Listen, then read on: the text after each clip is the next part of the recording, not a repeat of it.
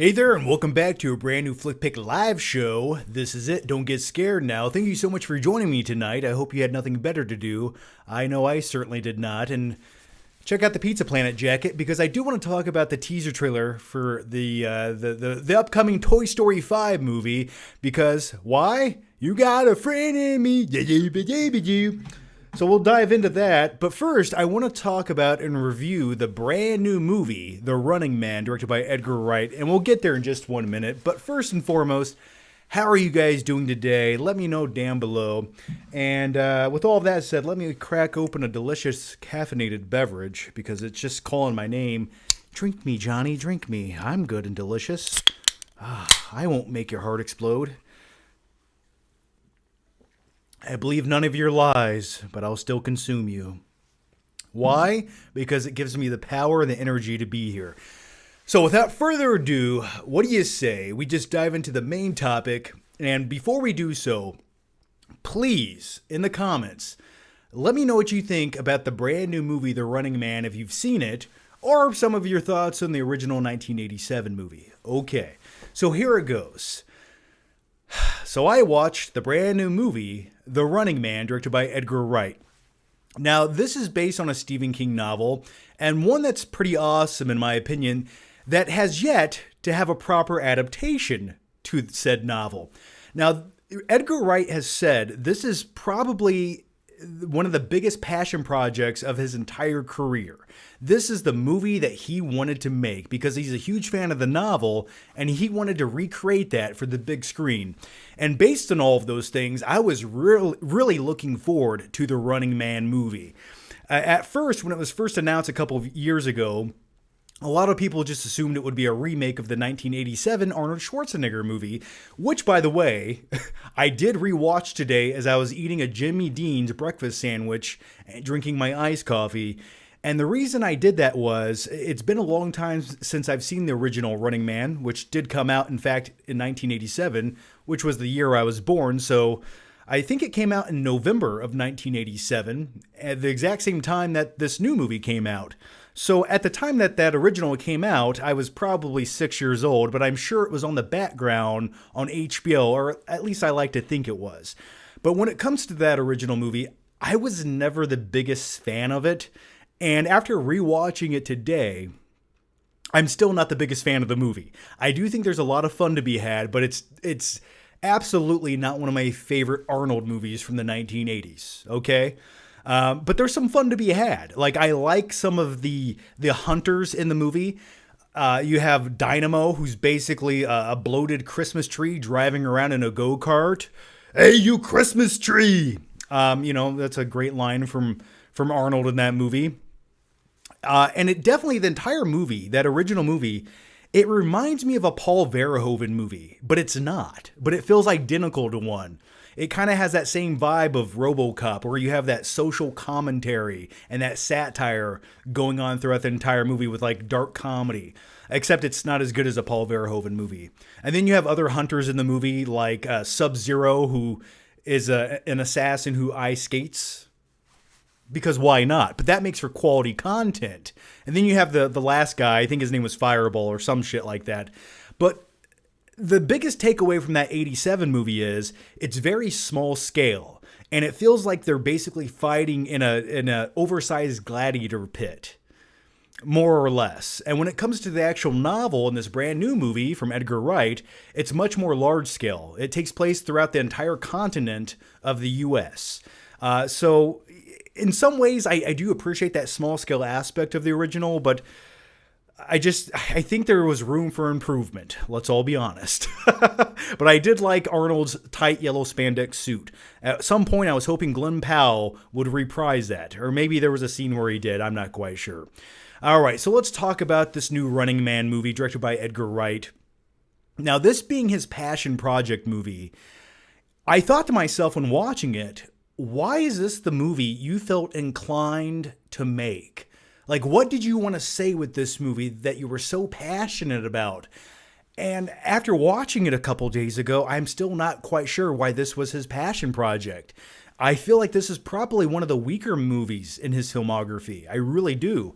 Because all of the great Edgar Wright things that he does, that fast-paced editing style, that comedy, and the way that he paces his scenes around different music, I didn't get a lot of that sort of shining through in this Running Man remake.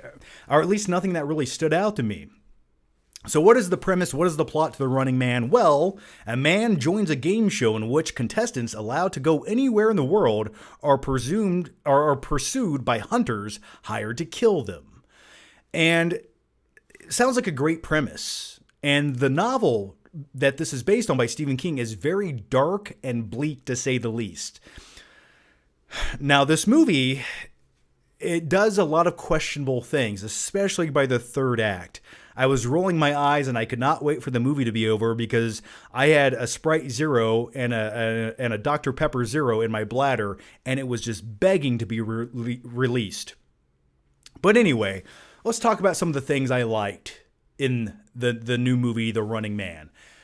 I think the backdrop and the dystopian futuristic setting that this movie has, I really enjoyed it. And speaking of Paul Verhoeven movies, if you've seen movies like Total Recall or RoboCop or even not really Starship Troopers. We'll just pretend like I didn't say that. But Denise Richards never looked better. But when it comes to that futuristic dystopian setting where everyone lives in this police state, everyone's broke, they don't have any money, their freedoms are slowly being taken away from them, reminds me of modern day society in a kind of way. Give it another 30 years and we're probably going to live in a society like that. And the way that reality TV's going, I don't think this movie is really far off, because I'm pretty sure at some point one day I'm going to have to join a game show that's life or death to pay the bills. Just putting it out there. But when it comes to the lead role in this movie, played by Glenn Powell, I like Glenn Powell. He sort of reminds me of Brad Pitt and Matthew McConaughey and a little bit of Owen Wilson if they all combined their DNA into a milkshake, shook it around, and then dumped it into a Petri dish. 9 months later, you get little baby Glenn Powell. And I think he definitely has the chops for being a leading man. He has that cool gravitas around him where he's just so cool and calm and collected, and yet he's kind of witty. Hey, listen here, buddy. You know, I like that. I like those things. And he has charisma and he does have charm, which is definitely something lacking from a lot of leading men in Hollywood nowadays. So he definitely has all of the tools, but I just don't know if I'm quite sold on him yet, okay?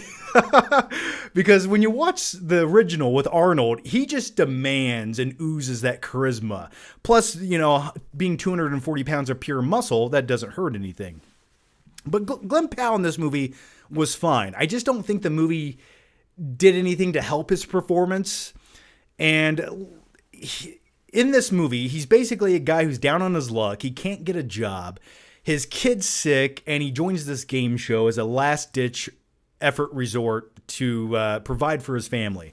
And keep in mind, his wife is working as a cocktail waitress at some club where she's talking about doing extras for clients to earn a couple dollars.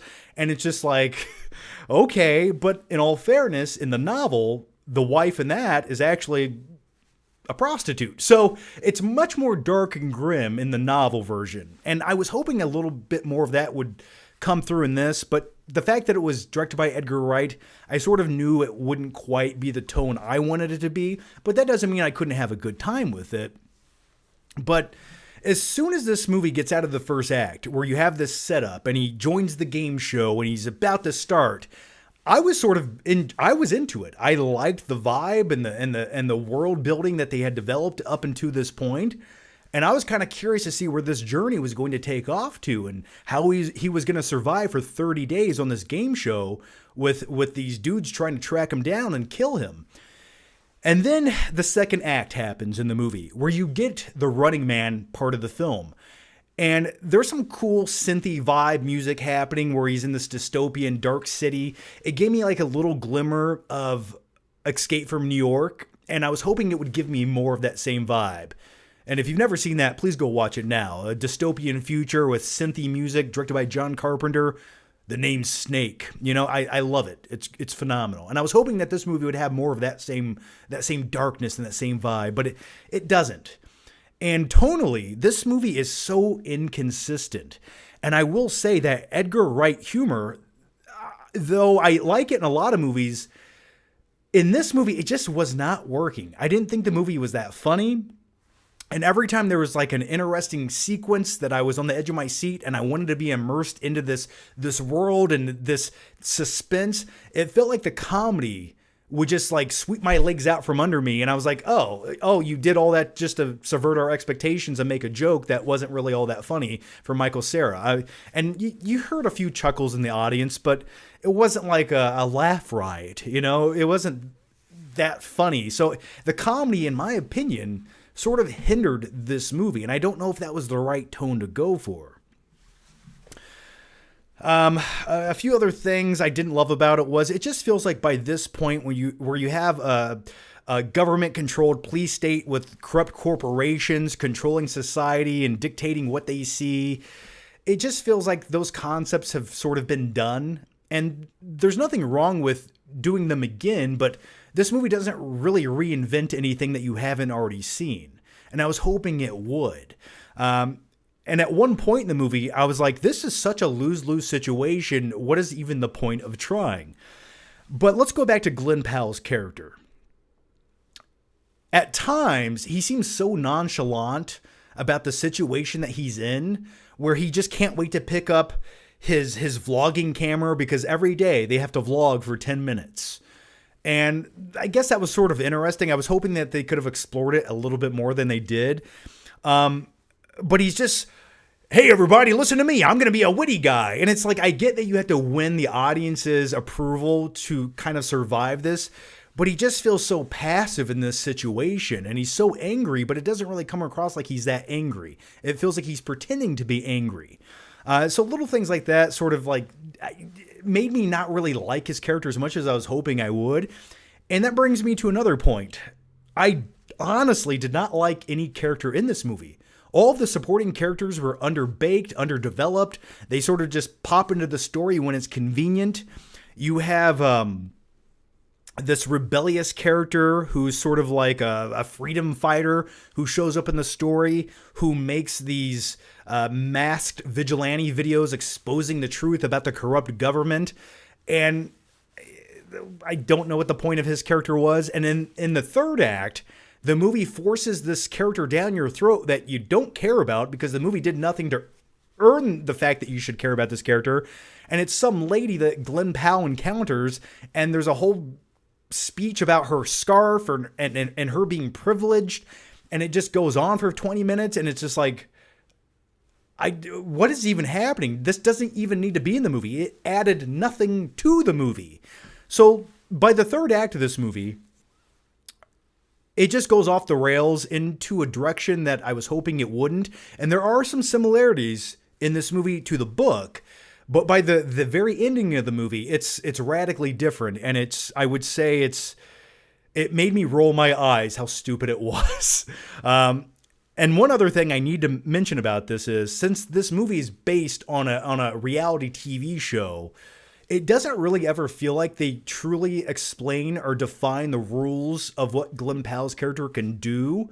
And I was always a bit confused on what he should be doing, what he can't do. What are the rules of this?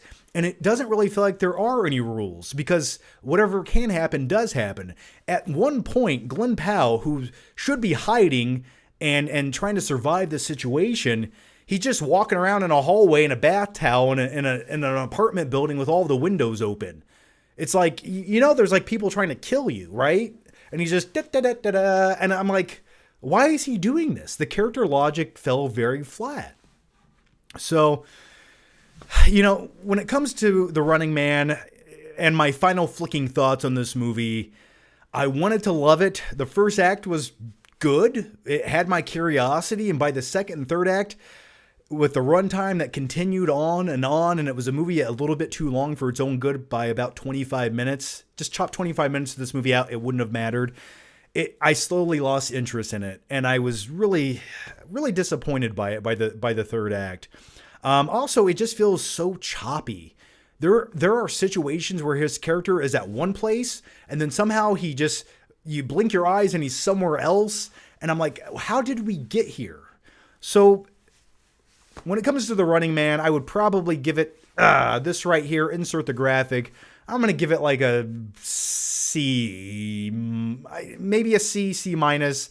I'm unsure, but at some point I will insert a graphic there once I make up my mind.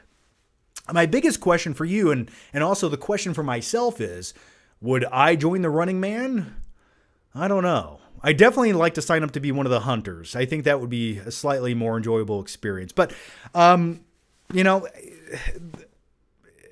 probably not, to be honest with you. All right, so those are my thoughts on The Running Man. What did you guys think about this movie? Let's see what you guys had to say. Dustin Rich says, should I watch the live stream or touch myself? Maybe both. Why not both? I kill two birds with one stone. That's always my motto. The Rookie says, The Running Man had a great first and second act, but fell apart when the rich lady showed up. Movie was meh from then onward. I agree with you. James Doshier says, hello, John. Well, hello, James. How are you? Okay. The next one comes from the Rookie, who says, the first and second act, but fell apart when the rich... Oh, we already talked about that. Running Man 2025 was absolute trash. It sucked a bag of hammers. Okay. Yeah, I don't think it's worse than the 87 movie, but at least the 87 movie has like a tone and style that sort of stands out and is interesting to watch. It's not great by any means, but it's at least entertaining and does weird, bizarre shit throughout the movie where you can't really look away from it. And I would say the original 1987 Running Man movie will probably be remembered in another 20 years. People are going to recall things that happened in that movie. In another 20 years, I don't think anyone's going to remember anything about this Edgar Wright Running Man movie. There's not really one scene or situation that stands out to me as like being that memorable. Phil Chandler Art says, now he's just Zero. Yeah, after he kills Sub-Zero. Yeah. Great one-liners from Arnold in the original Running Man. Tyler says the third act got really deflated. All enthusiasm I had for the film fell flat. I completely concur with your take on that. The third act, I was just like, can this movie just end? Nothing is being said at this point. Tyler also says MCU humor at its finest. It definitely did have some MCU vibes, but like I would say like mid to low tier MCU vibes. Okay. When's the last time you saw a truly great movie in a theater, John? Our movie's dead, from Dustin Rich. I liked Predator Badlands. I don't think it's a great movie, but I think it was an entertaining movie. It wasn't exactly what I wanted it to be, but it wasn't as bad as I was expecting it to be either. I had an enjoyable time with that film. The last great movie I saw in theaters, I liked Begonia. I did enjoy Begonia that came out a couple of weeks ago, and I'd recommend checking that out if you haven't seen it. And you like dark comedies that sort of have like a dark comedy. If you like movies like Fargo, I think you'd like Begonia, or at least I did. And I think Jesse Plemons plays a great, dark, sinister asshole character. All right. Let's go to this question here. Thomas says, I'm sorry, the name got cut off here. Come on, YouTube. Okay. Thomas Laughlin, 83, said, hey, John, my surname is pronounced McLachlan. Which wrestling move looks more painful? Brock Lesnar's spear or Aleister Black's Black Mass? I would say, Braun Breaker's spear. Sorry. I'd say Braun Breaker's F5. I think that spear looks pretty crazy. If you watch the Royal Rumble from last year, when he speared I Show Speed, whatever the dude's name is, who streams on YouTube, I should know things like this, but unfortunately I don't. That looked pretty insane, and I enjoyed it. He folded them up like an accordion, and it was beautiful. All right, let's go to the next main topic here, and I assure you we will dive into the questions, so keep your questions coming. I want to watch the teaser trailer for Toy Story 5. It's not very long, and I've watched only like 7 seconds of this the other day, and I wanted to watch it with you guys, sort of, kind of, and then we can talk about it, because I'm a dude who quite enjoys Toy Story. If you can tell by my Pizza Planet jacket, I'm a big fan. You got a friend in me. You know, it's beautiful stuff. So let's watch this teaser trailer together and let's talk about it.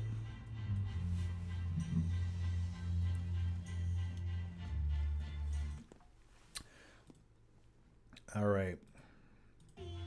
It's been a while since I've seen something I've loved from Pixar. Gotta pause it. Copyright.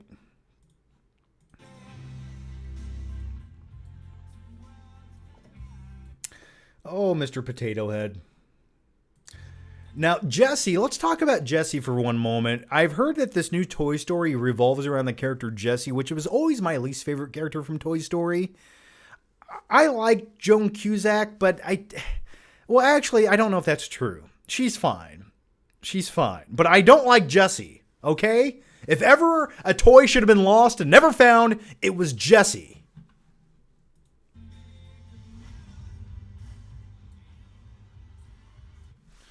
I hope Sid comes back as well.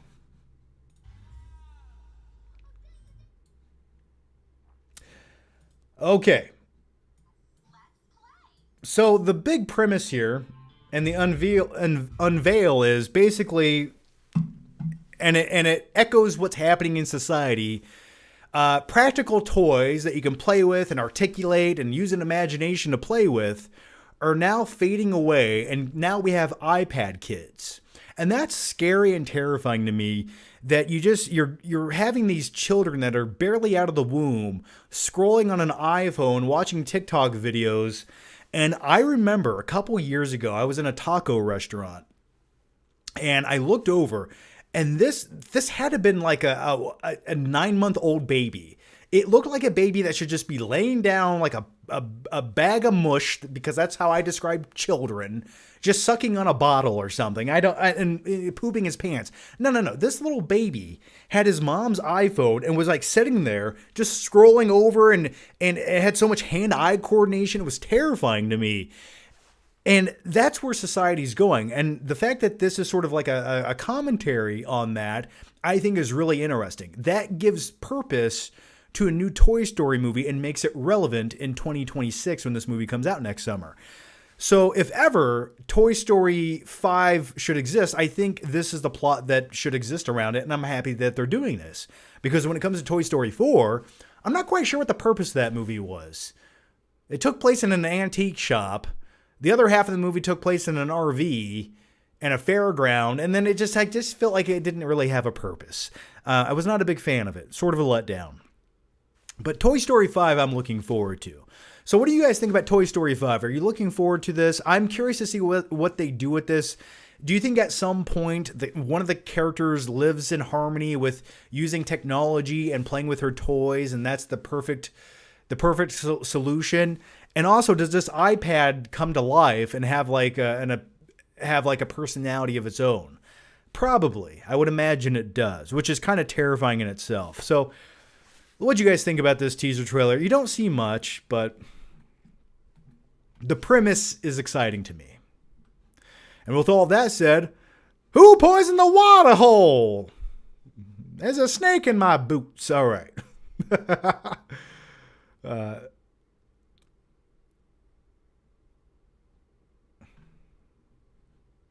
Dustin Rich says, when was the last time you saw a true... Oh, we talked about that already. Let's scroll down. Let's scroll way down. I thought Toy Story 4 was mid. I agree with you. It was mid. Toy Story 4 was pointless. Absolutely. Voiced by Will Poulter. Ooh, so is Sid in this movie and he's voiced by Will Poulter? Now, if that's the case, I hope that's true. I definitely think there's room for Sid to be in this movie to some degree. Because why not make him like the new antagonist of the film somehow, some way?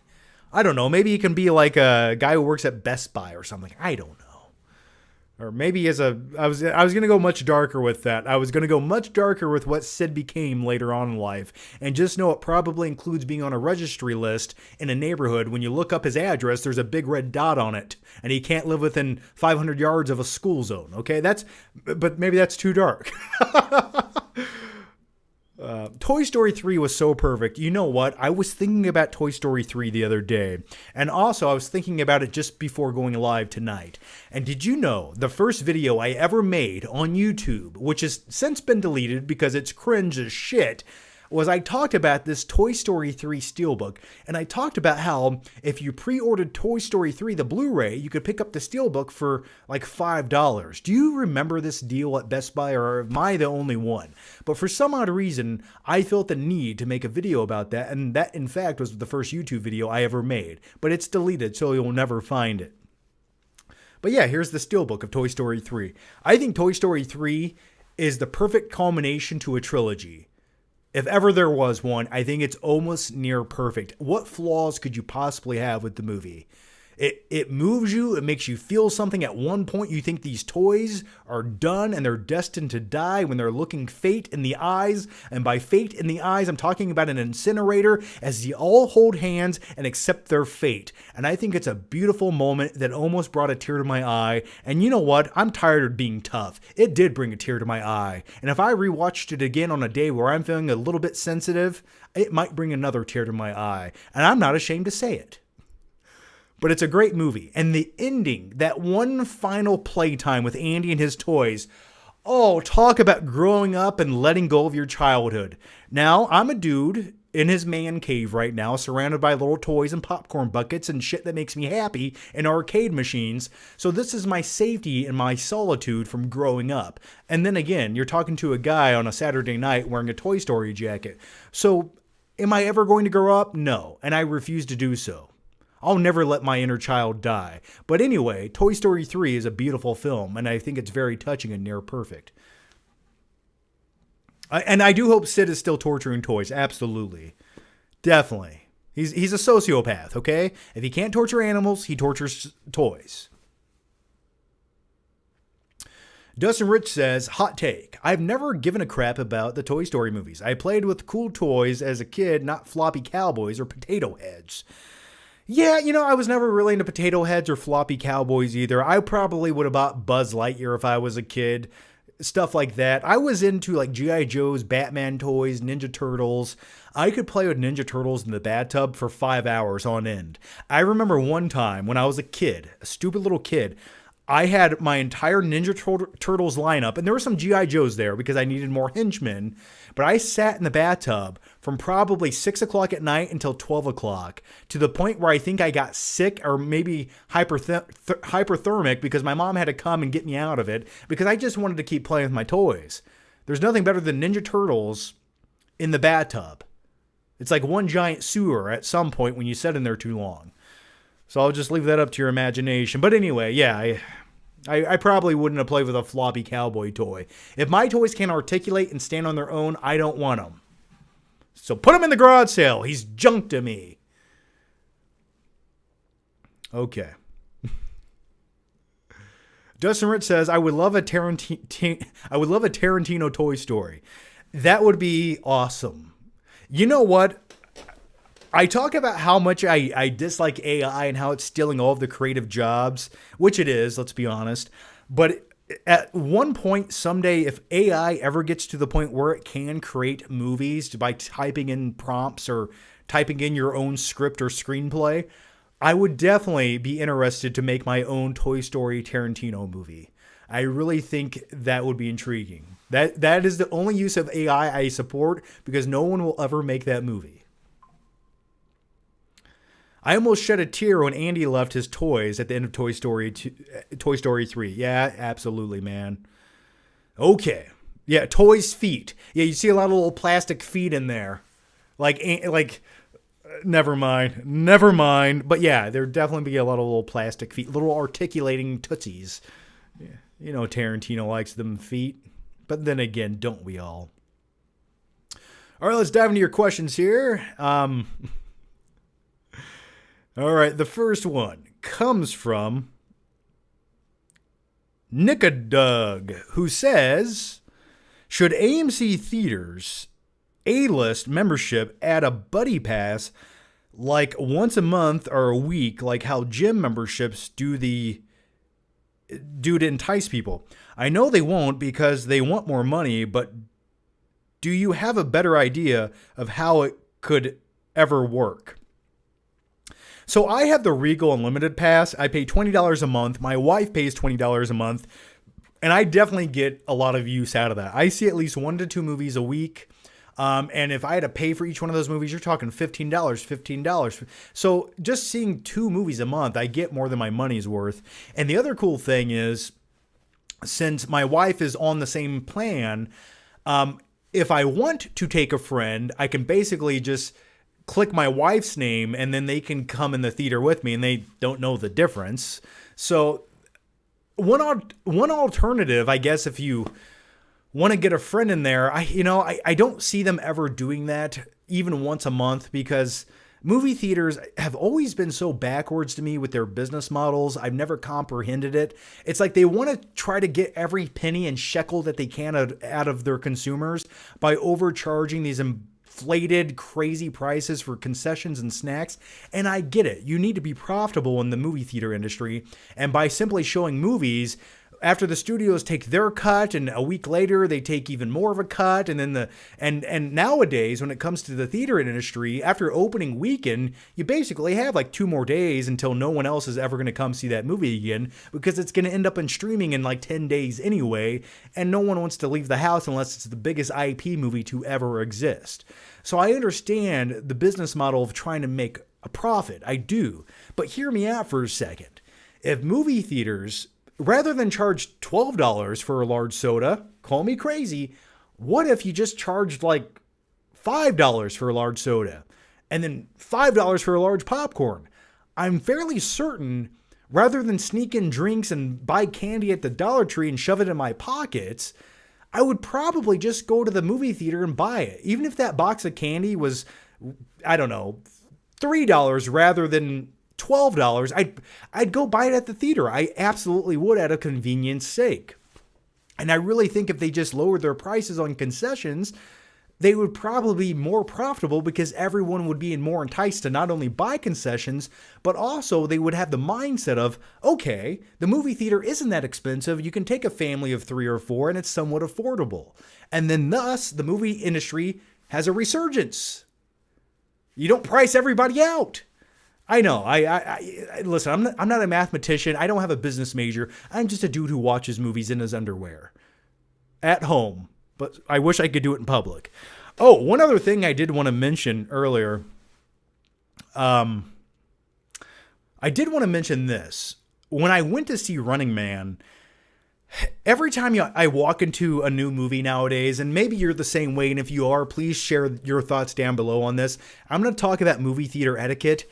But I always have a mid-panic attack walking into the theater, because you just never know what you're going to get. You know, as a wise man once said, and by wise man, I mean a guy who had the IQ of a cockroach. But anyway, a wise man once said, life is like a box of chocolates. You never know what you're going to get. And that's how I feel every time I walk into the movie theater. So I go into the theater to watch Running Man, and my powers of observation are too high. My senses are too high. I think it causes anxiety, but it's a survival tactic. My sense of awareness is always 360. I can hear everything and I can see everything. All right?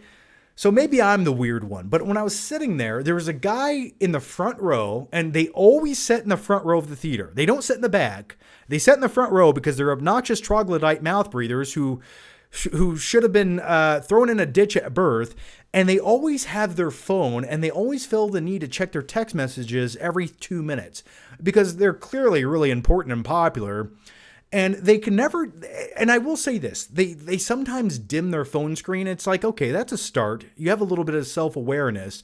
but they never put their phone on dark mode. They always have this bright white screen.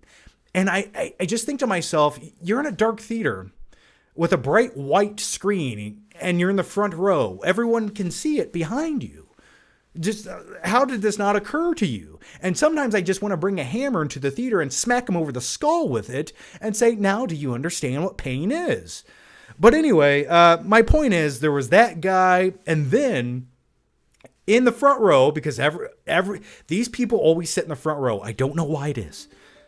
In the front row to the right, I heard a noise, and I heard like a, and that's the sound of an old man sleeping. If you never heard it, it's a truly disgusting thing. And I'm sure I'll be there one day, but I'm not there yet, so let me talk shit about it. And in the front row, there was an old guy sleeping with his wife right there, and he just kept making these old man sleeping sounds. And you want to take a nap? Go home, sir. This is not the place.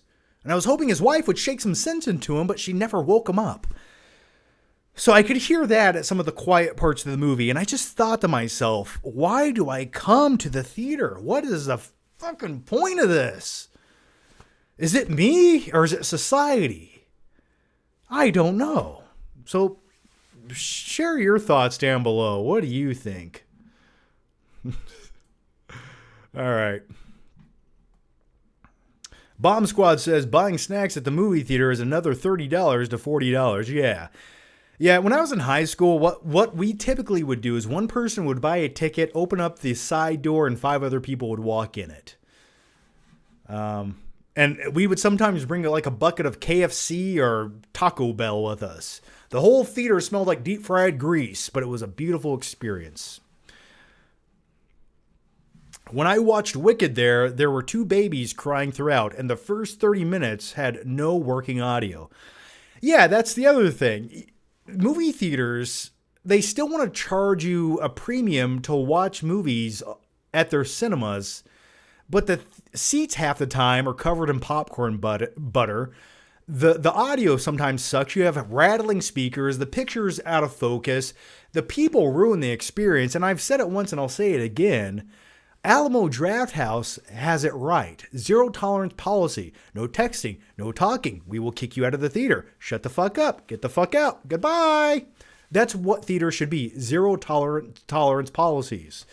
And I think that's what we need. You need to implement those things. And not only that, I would pay a premium. If I knew every time I went to the theater it was going to be an immersive cinematic experience, I would pay a premium for such an event. And Big Don Da Vinci says people suck. Yeah, absolutely, they do. Why does society ruin everything? So anyway, what was the topic again? I forgot. All right, let's keep going here.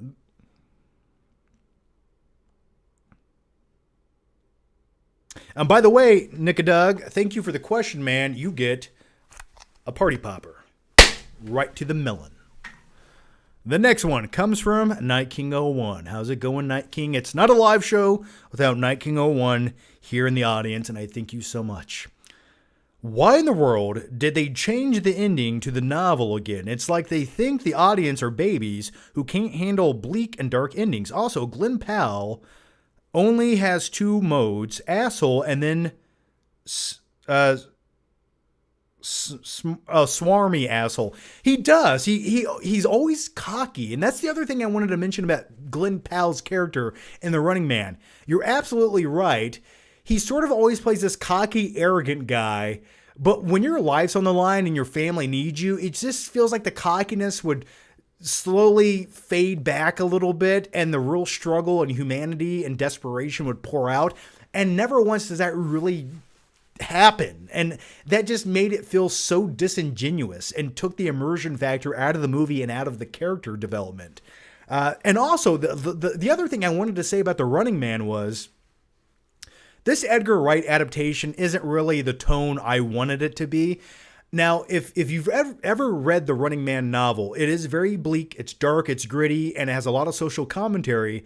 And I think it's really interesting So when I close my eyes and I think of the perfect director to get that bleak, futuristic dystopian where you have a lot of violence and crime, I think of someone like Denis Villeneuve. I always say his name wrong. What is it? Denis Villeneuve? Yes, we'll go with that. I will mispronounce it no matter what.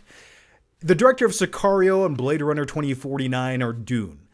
I think if you took him and had him direct a straightforward, faithful adaptation of The Running Man, that is the Running Man I would like to see. That's the kind of shit I want to see. And give me that bleak, dark ending. Make me feel something. Make me remember this movie. I don't need the pat on the back and the that a boy, good job. I don't want the participation trophy. I want to feel a lump in my throat when I watch cinema, damn it.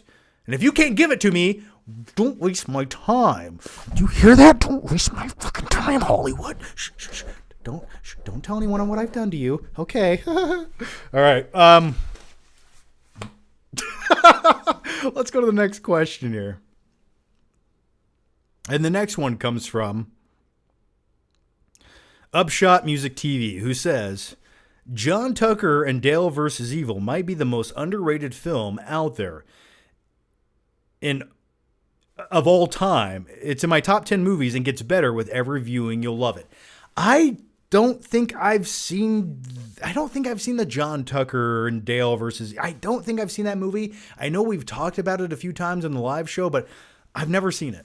So it's just one of those movies I haven't seen. One day, if I'm laying in bed, and it comes on TV, which I don't know how it's going to come on TV, and that's the other thing I need to talk about, is the concept of things that used to come on TV. Let's talk about the concept of that, when cable was a thing. Nowadays, when it comes to streaming, you have to pick and choose what to watch. You don't get inundated with something that you're unfamiliar with. And sometimes I think that's really good because it expands your viewpoint and your horizon on cinema.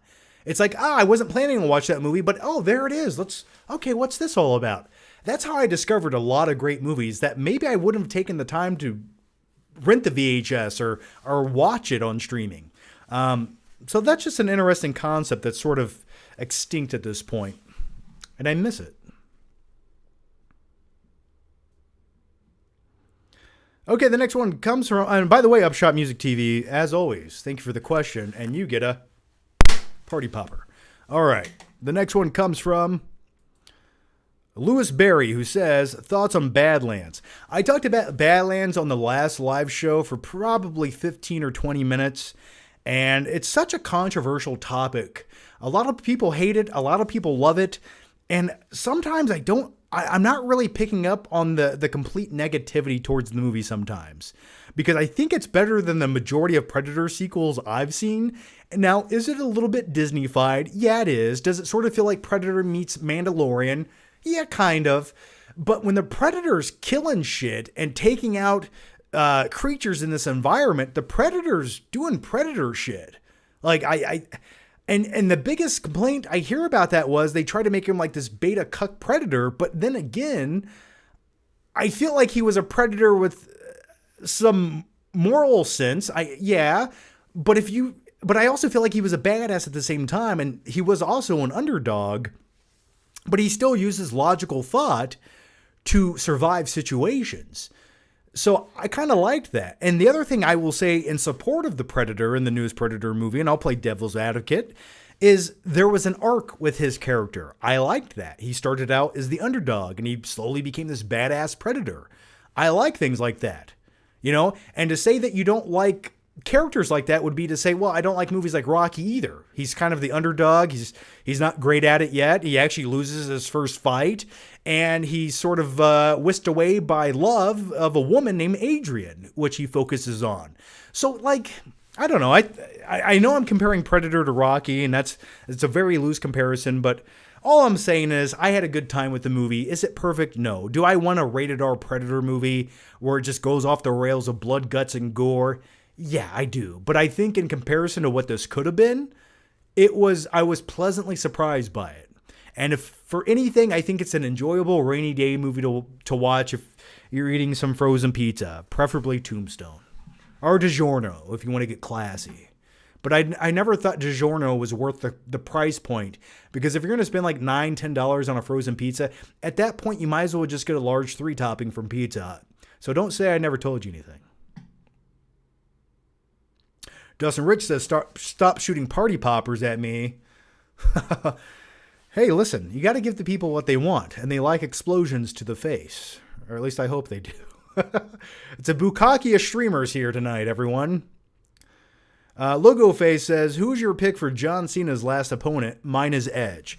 Okay, so I'm a huge WWE nerd. If I could pick the final match for John Cena, it's not a 1v1. It's not. It's not that. You can't see me. No. It's a fatal 4-way match. It's a fatal 4-way match. Maybe even elimination style. A fatal 4-way elimination match. That's what I would like to see for John Cena's final match. And hear me out, in the perfect world, who would we have in this match? Obviously, we're going to have the man himself, John Cena, the all-seen 17 WWE champion. Now, I would like to see Edge show up in that match. I think that would be great. He would be one of the opponents. That would be pretty awesome, which I think there's a slim chance it could happen, just putting it out there. Also, I think another opponent in that match I might want to see is Randy Orton would be good. I think if you could somehow bring Chris Jericho into that match, that could be cool. Though Chris Jericho nowadays just looks like my uncle who's like a little bit over the hill and drinks too much on the weekends, but occasionally works out with 25-pound dumbbells in his garage, so he feels like he's doing something. But anyway, and then another opponent in that match, I don't know. You could have Sheamus, or you could have like a new up-and-coming WWE star that you could kind of give the rub to and propel them with winning a match against John Cena. I don't know. Maybe that's Dominic Mysterio. I don't know. But something along those lines I think would be intriguing. That's what I would like to see. Or Nikki Bella. Yeah.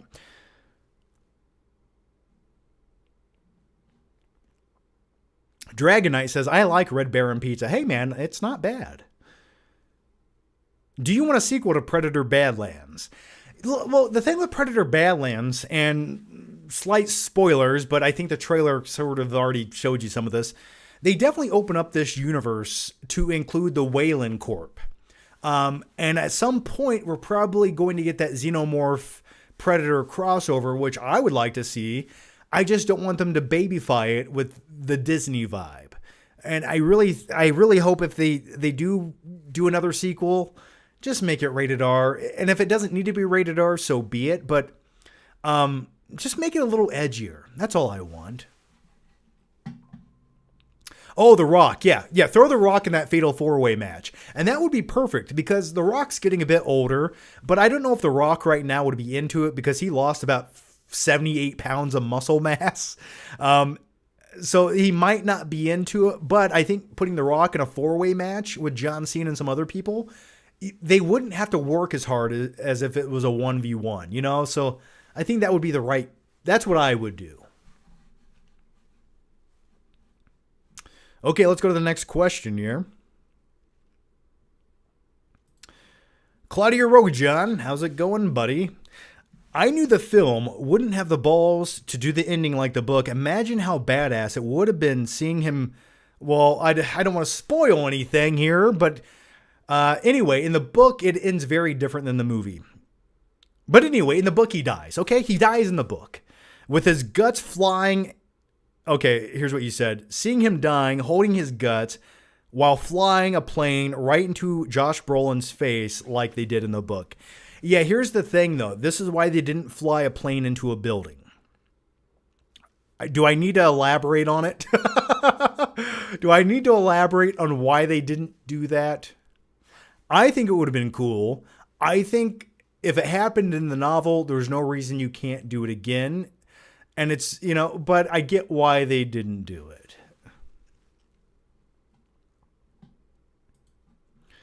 I mean, don't make it an airplane. Make it a helicopter or something. Like, do something else. All right. Jeremy Miller says, do you think Edgar Wright has lost the sauce? The World's In, Late Night in Soho, and this all had bad third acts. Running Man and everyone stopped watching TV and hates the executives was so lame and unrealistic. Needed less of the end lady and more Katie O'Brien. Okay. Need to like zoom in on this screen. I can barely read it. Yeah, it did feel like everyone's rebelling. I'm not going to watch the TV show no more. I got them. They're not going to get their ratings anymore. That'll change the system in the government. Yeah, it's a little hokey. A little hokey. And it was somewhat unrealistic, and I hated the lady in the third act. Now, that lady's actually in the book as well, to some degree. I don't remember what degree, but there is a lady in the third act of, like, the book as well. But the thing, they did not need her in the movie. It added nothing in the movie.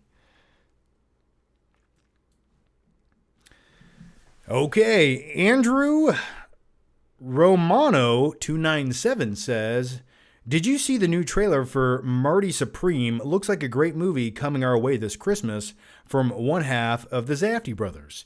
Marty Supreme? What is this all about? Let's check it out. And before we continue on, you get a party popper, Andrew. Thank you so much for the question. Marty Supreme.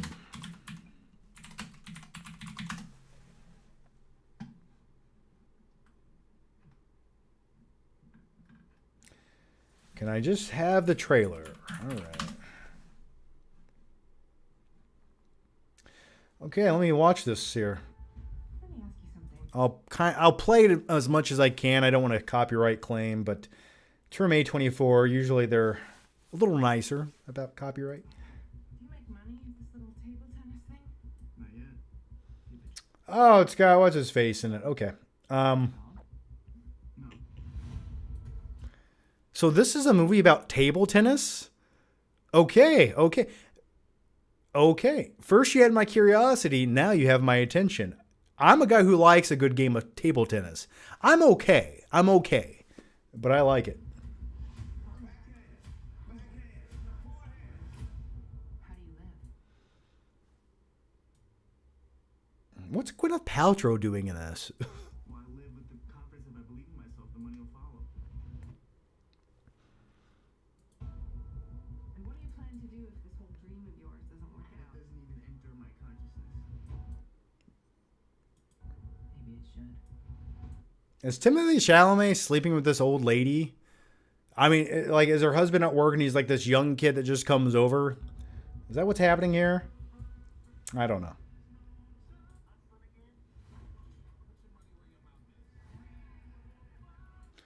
So wait, there's bowling and table tennis, two sports I quite enjoy. Okay, I'm intrigued by this.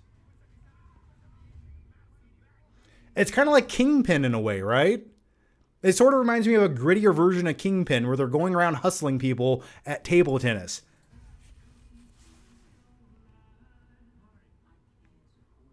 I got to keep pausing it. Sorry, copyright. I'm going to skim just a little bit. Sorry.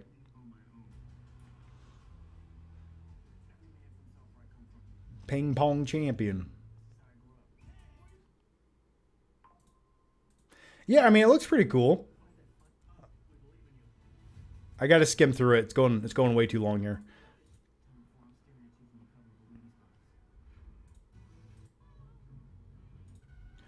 Okay, yeah, you know what? I'll watch the full thing when I'm alone later at night. But yeah, that looks intriguing. It's kind of a cool premise of a movie. See, I like movies that have kind of a low key premise. I don't need a guy saving the planet. I kind of like small scale stories. I like character driven stories, and I think that's what we need more of. So it's from Josh Safdie. Okay. But yeah, the fact that he's playing ping pong and hustling people, I like that. That's kind of fun to me.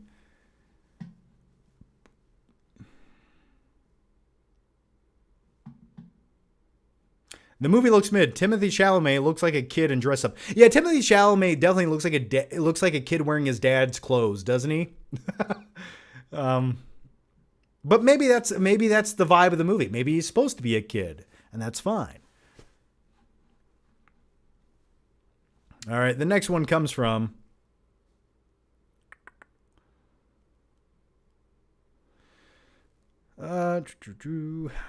okay, here it goes.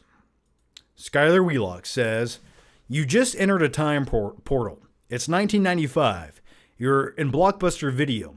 You only get to rent one horror movie on VHS and a comedy movie and bring them back with you to 2025. Which movies are you picking? I hate that question. That's too much pressure, man.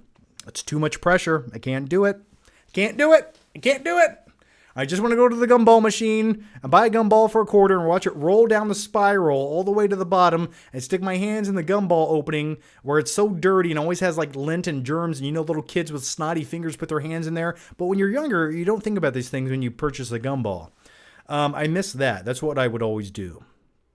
But anyway, I don't know. 1995. Oh gosh. It depends. It really depends. Back to the Future and I don't know, Halloween. How about that? If I have to pick.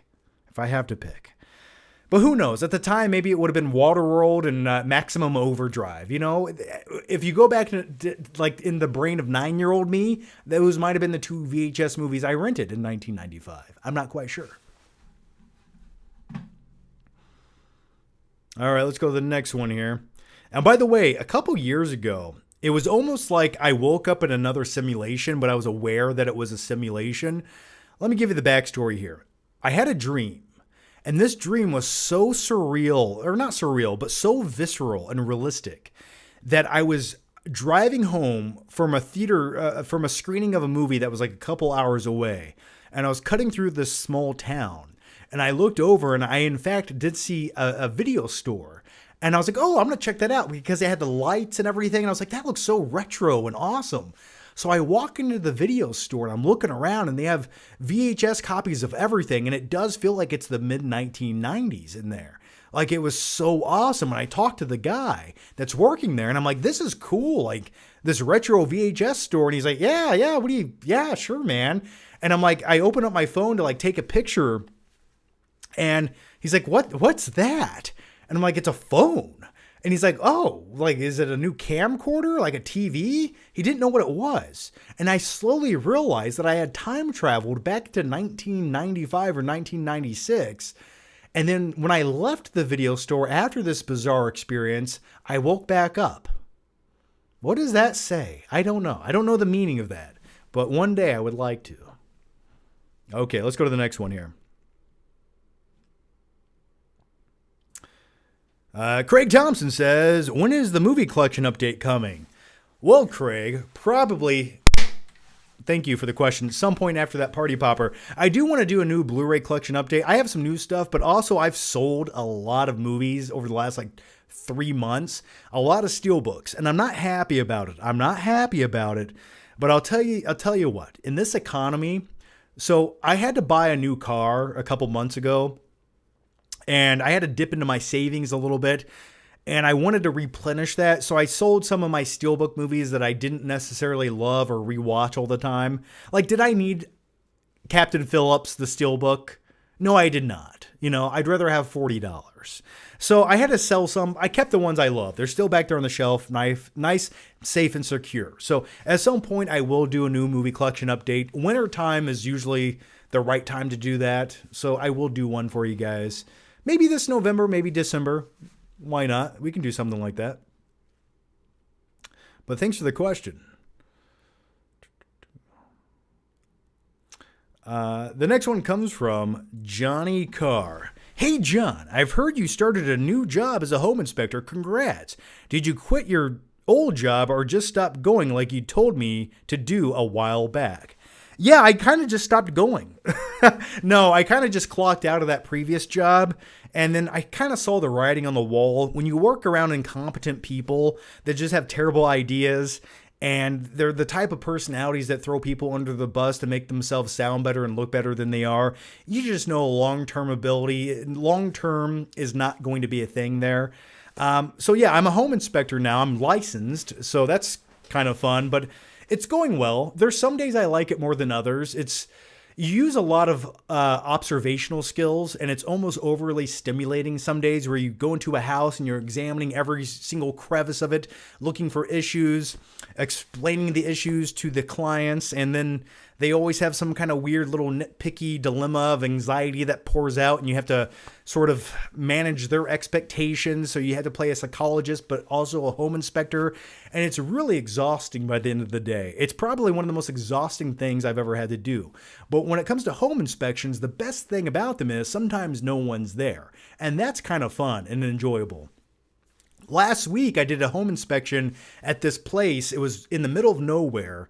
And it looked dilapidated, and it was terrifying, and it looked like somewhere you could film a new Conjuring movie. It had like a 1970s vibe to it, with like shag carpet, and all the fixtures were gold, and it had a 70s vibe to it. I know someone was murdered there at some point in the past. And then you turn on all the water, and it was black, and it smelled like sulfur. It smelled like Satan's sweat, okay? And that was sort of intriguing. But yeah, the worse the house is, the longer it takes to inspect. So it's definitely interesting. You know, when it comes to YouTube, I use one hemisphere of my brain. And then when it comes to doing something practical like home inspections, you sort of use the other hemisphere of your brain. And I like the separation. I do. You know, I enjoy it. So it's stressful, though, but I enjoy it. Okay, but no one wants to hear about that. Let's talk about movies. Okay, let's go. The next one comes from James Doshier, who says, do you care about GTA 6 coming out next year? Well, it's hard to care about something that just keeps getting pushed back 6 months every time you hear about it. Hey, it's coming out this November. Nah. Fuck you. It's coming out next year. It's coming out next November. Sorry. So will it come out next year? Maybe, maybe not. Maybe who cares? I don't. Will I play it? Yeah. But it's hard to get excited about something that's a year away when it should have been out by now.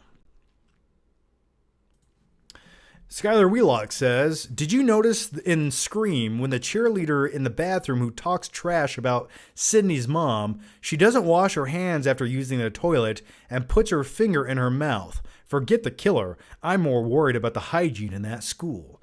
Yeah, I specifically remember that scene. And she's just so obnoxiously talking about it. And then she messes with her hair and looks in the mirror.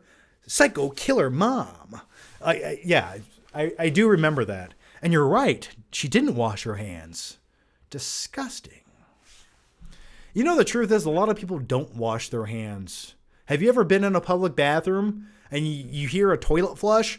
Guy comes out of the stall and just leaves. I didn't hear any water running. Sometimes I want to run after these people. Sir.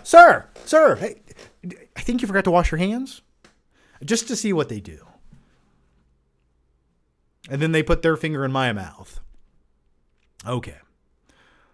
All right, let's go to the next one here. Robert Giacinta. How's it going, Robert? Have no idea how one could have liked Running Man. Not funny or clever. Million plot holes. And the third act is terrible. Total misfire. Absolutely. I agree. Yeah, it was not a very good movie. And it was just so discombobulated. And I don't think I could ever rewatch the movie. Like I said, the first act, I was sort of intrigued. I liked what they were giving me, and then they just dropped the ball. How do you make a movie about a guy trying to survive from assassins for 30 days where the possibilities are unlimited, and that's what you do with the character? I don't know. But anyway, thanks for the question, Robert. Thank you so much. All right. Oh, we got another one here from Robert who says, I hate people who snore in the movies, but for The Running Man, I completely get it. You know what? You're right. Who am I to talk shit about that old man falling asleep and snoring in the theater? If anything, that's a clear indication on the quality of the film that he was watching. So, in all fairness to him, maybe I should have been doing the same. I wanted to. But anyway, movies sucked the life out of me, not in a good way, at all, Johnny boy. Well, thank you, Robert.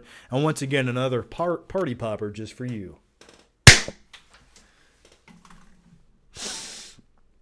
Oh, I liked the way that one smelled. Okay. I've can I be honest with you guys? I've developed a weird addiction to the smell of party poppers. They smell like explosives and plastic and it just gets me going. They will never top bike tires. I'm just putting it out there, but they're close to it. All right, let's go to the next one. JD Review says, "What's a memorable movie going experience?" Gosh, do you want a good one or a bad one? Let me think of a really good one. A really good one. Let's think here. I want to give you, I have some I want to talk about, but I'm trying to think of a great one. A truly great one that moved me and made me feel something. You know what? Here's a couple. I remember a time when you actually had to go to the midnight screening of a movie on Thursday night. Not at 9 o'clock, not at 7 o'clock. No. You had to go at midnight. You had to be dedicated. But also, I miss that phenomenon of people showing up an hour early and getting in line, and then you pull up and you see this long line, and you're just like, oh, there's a group of 3 small kids in the front. Let's maybe cut them. But nevertheless, I remember going to see, and I know this isn't the best example, but I still remember it. It was a nice, humid, sultry summer night in 2007, and I went to see the Michael Bay Transformers movie, the first one, which is by far and away the best, and I think it was a fun time. I still think it's a fun time. But I remember going there, and the theater was packed. Every theater, it was playing in like 12 auditoriums, and it was packed. And I just thought watching that with my friend, it was a really fun experience. But, you know, the same thing I could say about The Dark Knight. I could say the same thing about, Star Wars, Revenge of the Sith. I remember going to see that. And I had to buy a ticket from a guy I went to high school with because I went to the theater at like, 11 o'clock. And I had in my car an MP3 player I had just bought. I got a really good deal on it. I bought it off eBay like a week before. And it was one of those MP3 players back in 2005 that could only hold like 12 songs on it. Yeah, that's what MP3 players used to be. You could put 12 songs on your MP3 player. Okay, but anyway, I went to buy a ticket and I found some other guys I went to school with in line, and tickets were sold out. And I went up and down the line trying to offer like $20 for a ticket. And finally, the kid I went to high school with, I was like, hey man, I got an MP3 player in my car. It's brand new. If I gave it to you, could I have your ticket? And he's like, yeah, sure. Why not? So he went and slept in his car as his friends watched the movie. And we all went and saw the movie, Revenge of the Sith. No! And say what you will about the movie, but it was still a pretty cool experience. And that was like the last cool Star Wars experience I remember having in the theater. So those are a couple. But thanks for the question. Claudio Rogajan says, one more thing about The Running Man is, why didn't they make Ben Richards more like the book, a weak, sickly man who has to use his smarts to survive the Running Man game rather than fighting and strength? Why is he big and buff? Plus, isn't he poor? Yeah, you know, that's the thing about, well, you could say the same thing about Arnold in the 1987 movie. But anyway, he should be more malnourished than this. But yeah, good point. Absolutely. He should be a little more sickly and ill. He should look like, what's his name? I imagine him always looking more like, what is the actor's name?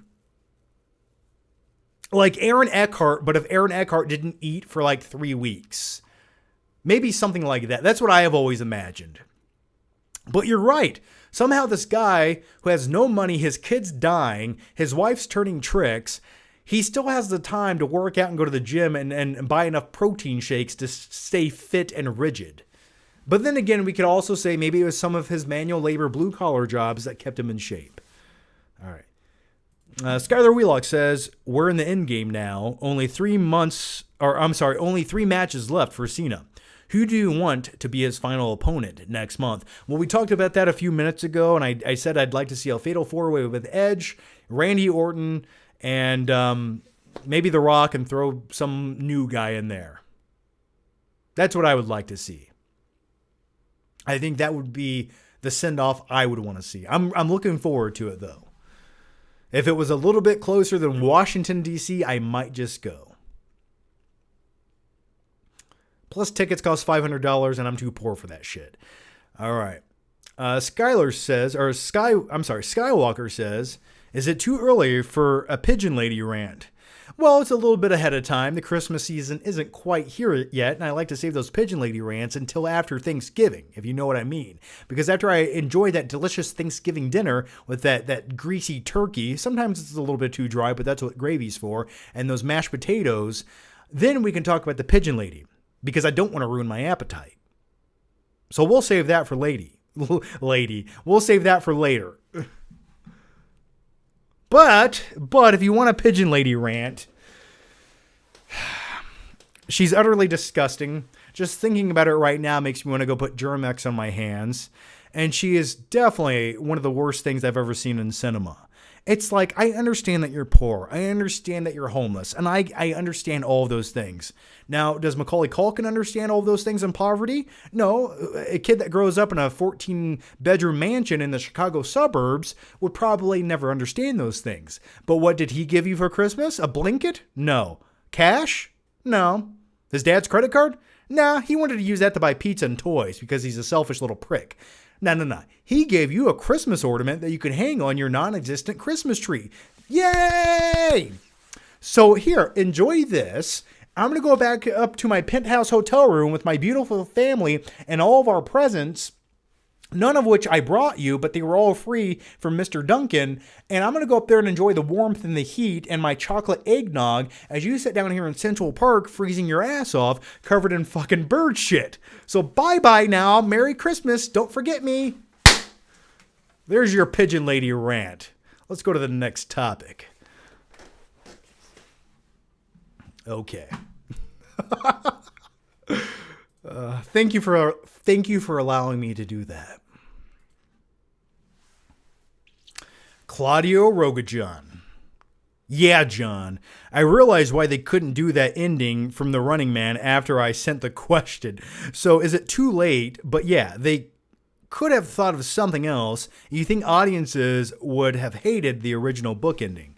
Yeah, it's a little bleak, and audiences like padded stuff that makes them feel good. Because if it's unsavory and scary and test your thought, no, I don't want to think. I don't want to feel something sad. That brings me to another point. And I was going to try to talk about it tonight on the live stream because it was one topic I really wanted to dive into. But I did watch the first half of Guillermo del Toro's Frankenstein on Netflix. And I have some thoughts on it. I do want to say this. I think it's entertaining. I think it's an entertaining movie. And it's definitely one of the better original Netflix movies I've watched in a very long time. But I do need to say this about it. When it comes to Netflix movies, I feel like no matter what, no matter if you get the greatest director, the greatest screenwriter, and the movie has a huge budget, if it's a Netflix movie, ultimately it still needs to be dumb. It needs to be dumbed down to cater to the biggest mass appealing audience it possibly can. That way it doesn't have too much of a heightened sensibility, but also it's not too low either. It's somewhere in the middle, right? And I do like the movie so far, but I think it's a little bit on the nose, and it definitely feels at times like the Netflix interjected themselves into the movie to basically just tell you everything that's happening so you don't have to think. And that's like my biggest critique with the movie thus far. Now, keep in mind, I'm only on the first half, but I think it's fun. I like that Frankenstein's this badass monster and he has the strength of 20 men. I think there's some really cool things about it, and it's definitely gory. I like when he's chopping up bodies and putting them back together. That's a lot of fun, but it just feels so on the nose. And I feel like that was one of the things Guillermo del Toro sort of had to give into with Netflix because no one else was going to fund this movie. So they're like, listen, we like the movie, but we have to appeal to everyone who subscribes to Netflix. And some people who subscribe to this service, well, they have very low IQs and they breathe out of their mouths. And so you kind of have to dumb it down just a little bit. Just a little bit, you know? Just don't make them think too hard. They'll overheat and tip over. We don't want that. And that's like, just, am I the only one? Did you guys pick up on that a little bit? It just feels like if this was produced by another studio, they could have made it a little bit more gritty and thought-provoking and not have that slight Netflix vibe where it just tells you everything that's happening. Maybe I'm the only one. Okay. Mia Goth can't act. You know, that's a good point. She really doesn't do much for me as an actress. She has the right look. She has that gothy look that you would see in like every Tim Burton movie. And if you squint your eyes and you're far enough away, she kind of almost has like that same Jenna Ortega round face, gothic look. But you're right. I don't think she's that great of an actress. But I did, and when I was watching Frankenstein with her in it, I remembered the movie X, which came out a couple years ago, and I forgot that movie existed, but she was in the movie. And then there's like old people, you know, banging, and I forgot that movie existed. Mark the Top Fabricator says, where does Netflix get the money to make their movies? Embezzlement. It's a front for something else. Basically, subscriptions. I mean, you got to think of how many people are subscribed to Netflix. That money just keeps trickling in every month. And every movie that they make, it's a write-off.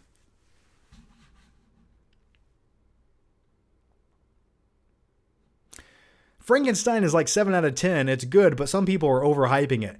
Yeah, I think it's fine. I think it's a fine little Netflix movie to watch, but I think it could have been a bit more.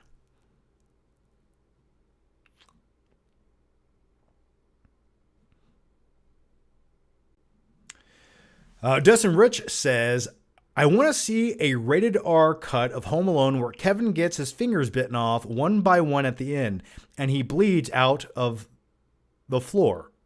He bleeds out on the floor.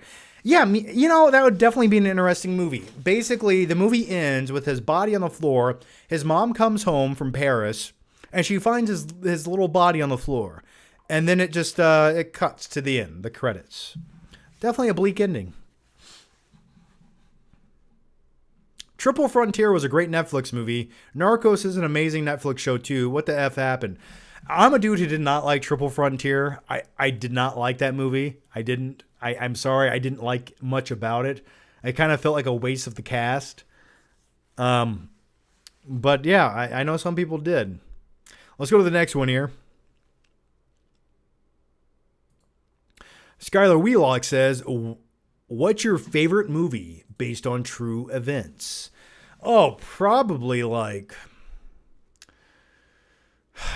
Terminator 2 Judgment Day, if I had to pick one. I'm kidding. Well,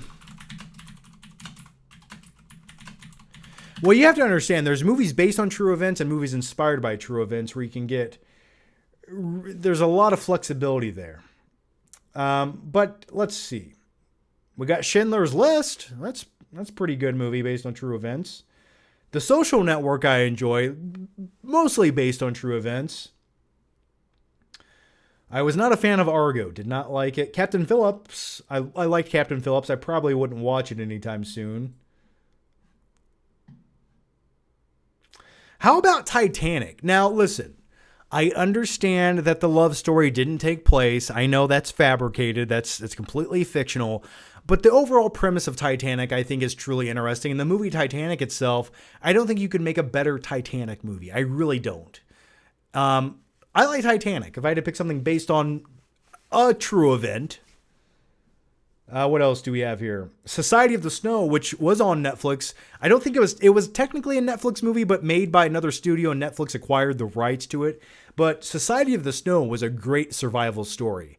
I really enjoyed that movie. If you haven't seen it, check it out. That's a terrible list, Google. Let's see what else we got here.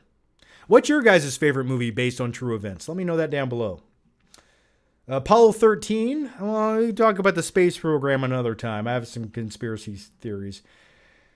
Let's see what else. Oppenheimer. Okay, fair. That's good. You know, I like Oppenheimer, but it's not one of my favorite Nolan movies. Someone said Dallas Buyers Club. I actually really enjoy Dallas Buyers Club, and I will say that is the last great Jared Leto performance I can recall. Everest was okay. Let's see. The Iron Claw, which came out a couple years ago, I enjoyed that.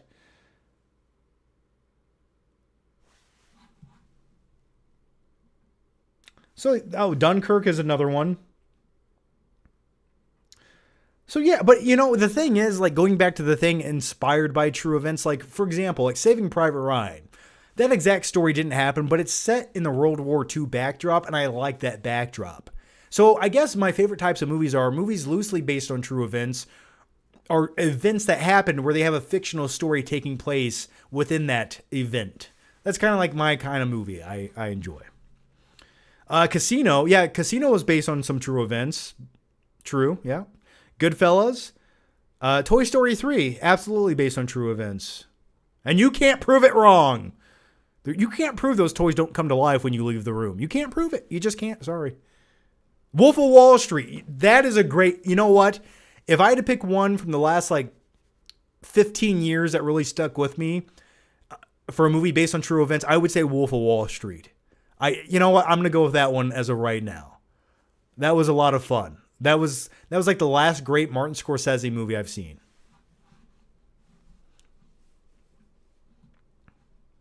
All right, let's keep going here. Pearl Harbor, yeah, directed by Michael Bay. What a great movie that was not.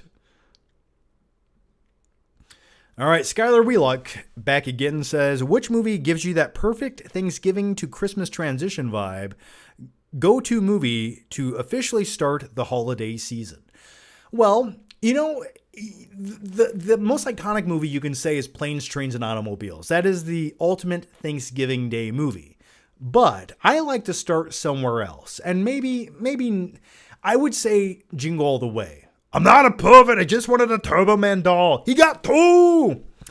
Completely batshit crazy, bizarre movie. But keep in mind, it kind of has that Black Friday shopping vibe. So starting it the day after Thanksgiving kind of feels appropriate for the Christmas season. Does it not?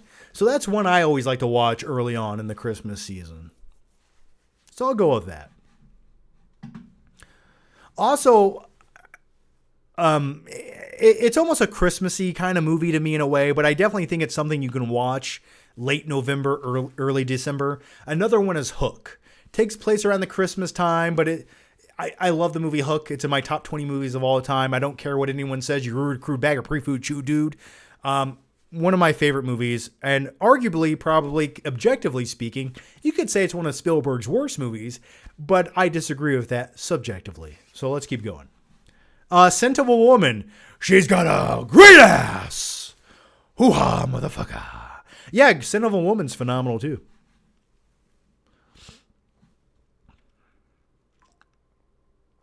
Okay, let's go to the next one here. And the next one comes from Michael Witherspoon, who says, hey, John, I was rewatching The Patriot, and my goodness, Winnie, what an underrated movie. I know you mentioned how much you like it before, and I always go back and forth between that and Braveheart. But for me, the bloody axe scene puts it over the top. Well, Michael, you know what? I think The Patriot, directed by Roland Emmerich, not only is it, I would say it's technically his best movie. His biggest movie is Independence Day, right? But his best movie, for me, is The Patriot from 2000. Came out early 2000. But anyway, I love that movie. I think it's a masterpiece of perfection. Not only does it take place around the Revolutionary War of 1776, and keep in mind, it's somewhat based on true events, but not historically accurate. There are some battles where they, kind of sway who won that battle and whatnot, but I love the landscape of that movie. I think Mel Gibson is brilliant in the movie, and I have a very unpopular opinion. I like The Patriot more than Braveheart. There, I said it. Listen. I think arguably you could say Braveheart's the better movie, and maybe it is. But I think The Patriot, though it kind of has a similar formula there, I just think it's a more enjoyable movie. And the sequence where he has to take out like 25 British soldiers, or as they call them, redcoats, with a tomahawk, and he becomes the legend of the ghost to save his son, played by Heath Ledger, which also gives a great supporting performance in the movie. It's top notch. So yeah, I'm a huge fan of Patriot. Hook, where's the hook? Oh, dude, don't get me started on a Hook quotes. I want a party, I want a cookie, me, I. I love it.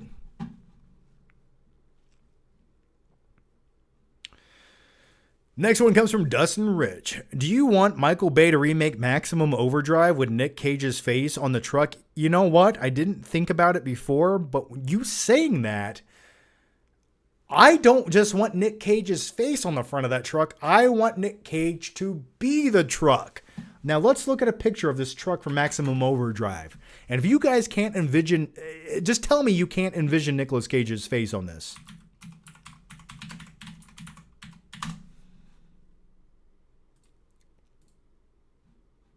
Oh, there we go. That's beautiful. Just look at that right there. You're telling me now that is a great concept, and I want to go a little deeper with this concept. Okay, we got to go much deeper. So Michael Bay directing a Maximum Overdrive movie. First and foremost, we know Michael Bay likes to showcase vehicles in movies. He made 47 Transformers movies. He's making more, and he has a thing for it. So I think he would be the perfect director almost for a Maximum Overdrive movie if he could get rid of his stupid poop jokes. And if you could put Nicolas Cage's face on this truck, that would be great. Or Nicolas Cage can be in the movie. I don't care. Whatever you want to do. But I think it's time to remake Maximum Overdrive. And you know what? Maybe it can be a generic Netflix movie. I'll take what I can get when it comes to Maximum Overdrive. I think that would be good. But you know what? Thinking about Maximum Overdrive, going back to it, this movie starred, the Mighty Ducks coach, Emilio Estevez. Doesn't that right there kind of give you Glen Powell vibes? Like you can make a modern day Maximum Overdrive starring Glen Powell, directed by Michael Bay. Doesn't that just sound like a movie that would exist? Shit. Sorry about that. I feel like I want to write the screenplay for it. I feel like I want to type those prompts into ChatGPT right now and have them write the screenplay. All right. Logo Face says, are you going to go as Biff next year for Halloween? The resemblance is uncanny. Why don't you make like a tree and get out of here, butthead? Since when did you become the physical type? You know what's funny about that? I just watched Back to the Future 2 the other day, and it's always my comfort movie when I have a bad day. I need to watch like Back to the Future or some other 80s movie, and I love it, man. But it occurred to me, though, when I was watching Back to the Future 2, by the way, as we talk about it, let me hold my DeLorean popcorn bucket as we talk about Back to the Future 2 because it just feels right. When I was watching it, throughout that entire movie, all Doc Brown, all he does is he takes Jennifer, knocks her out, and hides her in like the most uncomfortable places that are so dangerous she should not be there. Within the first 5 minutes of the movie, he leaves her body in an alleyway, okay? And then later on in the movie, he takes her to like a dystopian future and leaves her on the front porch of a house that has bars on the windows. And it's just like, how did Jennifer survive this situation? Anyway, really odd thing that occurred to me. But anyway, great popcorn bucket with the DeLorean. It does light up too. Check that bad boy out. Yeah? Let's dim the lights in here, shall we? Look at that. 1.21 gigawatts. I love it. I love it. Okay. Do you guys kind of like the lights being a little dim? Do you like that, or do you want the lights on? Let me know. Okay. All right. Let's go to the next question here. And the next one comes from, and by the way, Dustin Rich, thank you for the question. You get a party popper. All right. The next one comes from Avocado Balls Johnson, who says, Begonia was a major disappointment. The sequence with the alien council looked like a parody you would see in a TV commercial. Yeah, I get what you're saying, and that was not, I don't want to spoil anything, but there is a sequence in this movie that sort of, I could have lived without having it in there, and I get why they did it. There was a literal approach to it, but I don't think it was necessary. And I think there was another way to explore it, but that was the point of it. I think it was supposed to look like an SNL sketch. So, but I understand what you're saying. And thank you for the question.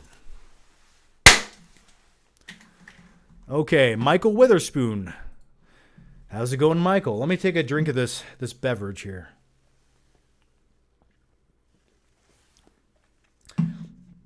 The most dehydrating thing you can drink while talking for 2 hours is caffeine. It literally dries out your bone matter, but I like it. Michael Witherspoon says, sorry to be random, but remember COVID and how it was. The fact that we were told to stay in our homes and then forced small businesses to close and big corporations like Walmart and Amazon got to stay open, kind of scary how it's not mentioned much. Well, you see, what that was a test. They were testing society's limitations and how sheep-like we can truly be. What can you force us to do, and will we do it? Will we do these nonsensical things in the name of safety, even if it's a psychological safety net that doesn't actually scientifically and proven scientifically not to do anything? Yes, we will. Do you have to wear a mask into a restaurant until you sit down? And then once you sit down, you can take the mask off, and then you can drink soda that was handled by 12 people in the back that they could have sneezed in it, and it's just an open container of liquid. And can I drink out of that with my food being exposed to all the particles? And are there booths of people behind me and in front of me and walking by me every 5 seconds? And can I go into the bathroom? Yes. All these things happen, and they were completely nonsensical, but we abided by it. So I think that was the ultimate test to see what we will do as society in the future when the police state really does come into full force. And we do live in a dystopian society where we have no money and all we do is watch TV all day. But gosh golly gee whiz, it sort of feels like we're getting there sooner than later, doesn't it? But yeah, I think it's bizarre. It felt surreal to me. It felt like we were living in live action idiocracy. And it was a weird time. It was such a weird time. And we're going to look back in another 50 years and go, what was that? Why did we do that? I don't know. It's...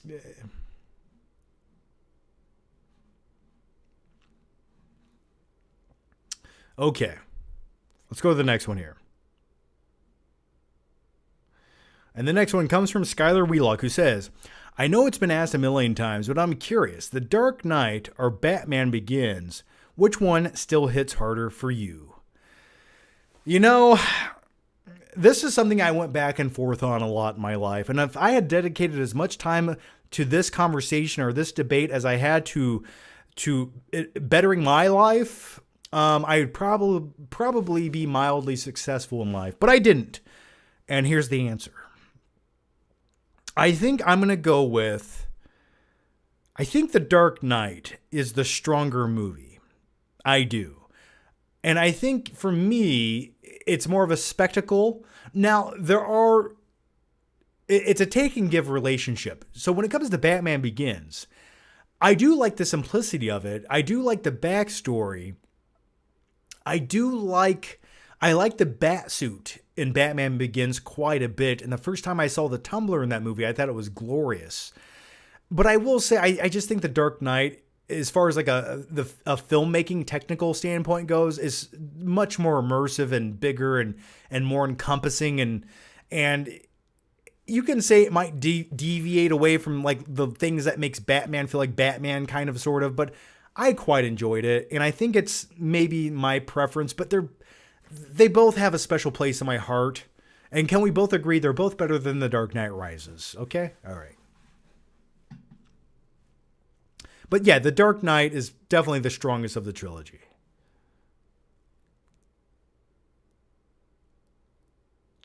But you also have to understand, though, well, not only that, it had the better antagonist with Heath Ledger's The Joker.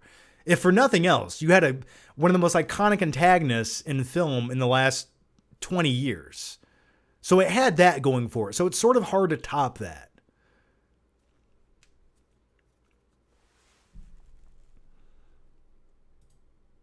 All right. Caleb, how's it going? And thank you for the question here. And you get a great big party popper to the face. Here, open up. 3, 2. There you go. All right. John, you're someone's slave for a year. Okay, that's interesting. Let's keep going. They bought your year for you. How much would you sell a year of your life to be someone's slave? I'm asking for a friend. Interesting. Now, listen. In these economic times, I'm not cheap, but I'm definitely not expensive. Okay, that's what I like to say. The way I would like to think of, I don't want to be someone's slave. There's a lot there. Now, there's going to be a lot of fine print in this contract, okay? We're going to just have to start there. I won't do everything, but there's a lot I'm willing to do. Here, listen, the best way I would like to be someone's slave is, it would be like this movie. If you've never seen it, they could probably never remake it today. Maybe Jordan Peele could get away with it or something, but a little movie called The Toy starring Richard Pryor, where a little rich white kid buys a black man to be his toy. Now, I know what you're thinking. But, you know, that is a gig I wouldn't mind having. I'll be honest with you. I'm like a big man child. I think of a little boy who wanted to buy my time and my companionship, or maybe even a middle-aged man. If you wanted to hang out for the right price and we could drive go-karts around and spend your dad's cash and whatever you wanted to do, man, I am down for it. So what is my price for 1 year? I don't know. Dude, give me like 100 G's and I'm there. All right. Let's go to the next one here. I still think they could remake The Toy.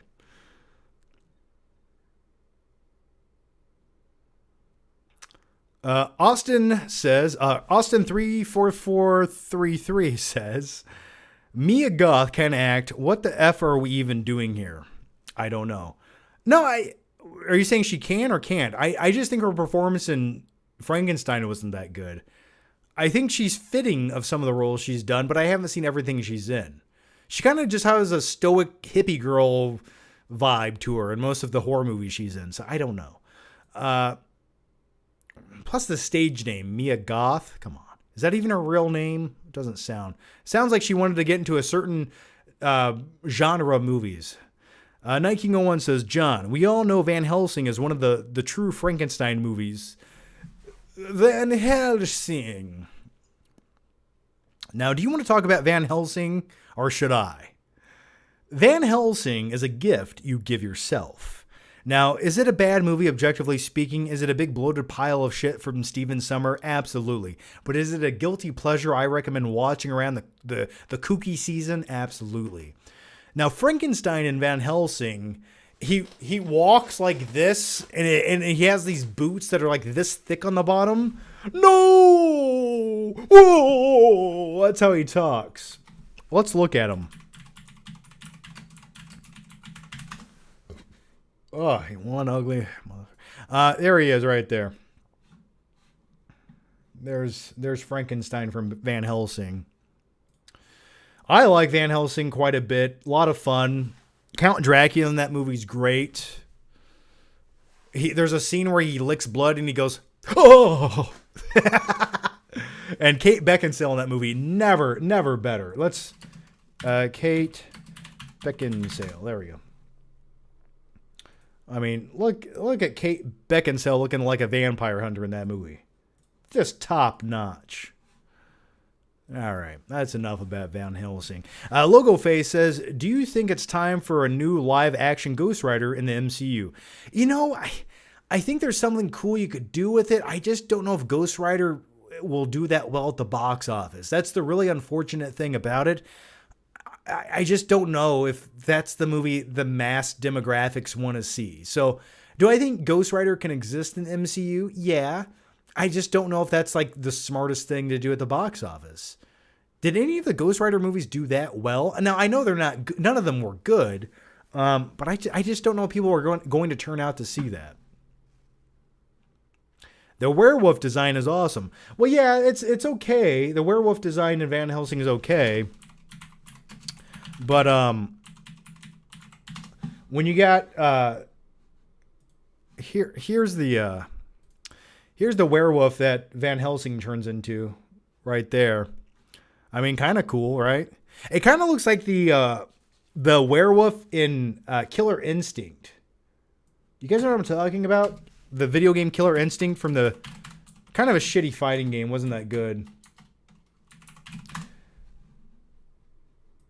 Yeah, it kind of looks like that guy just a little bit, doesn't it?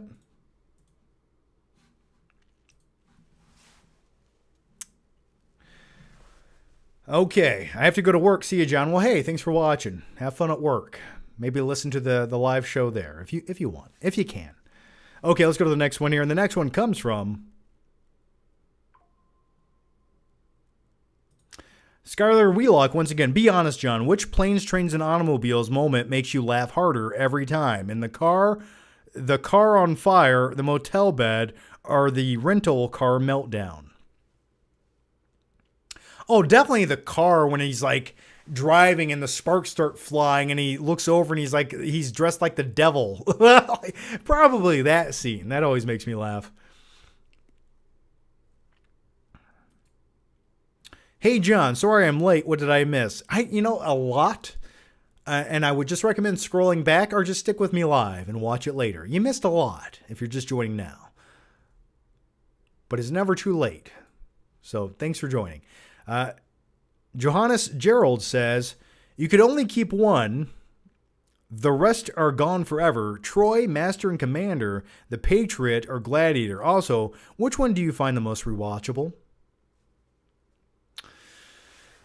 That's a great question. So though you just listed like all of my favorite epics.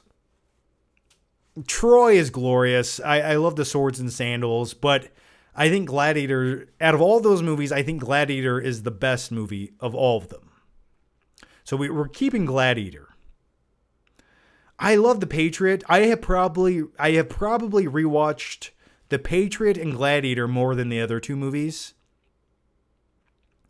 I like Troy quite a bit. Master and Commander, I think, is a true masterpiece. And I'm just like, could I live without it? I don't know if I could live without it because I'm probably going to put it in my top 20 movies of all time.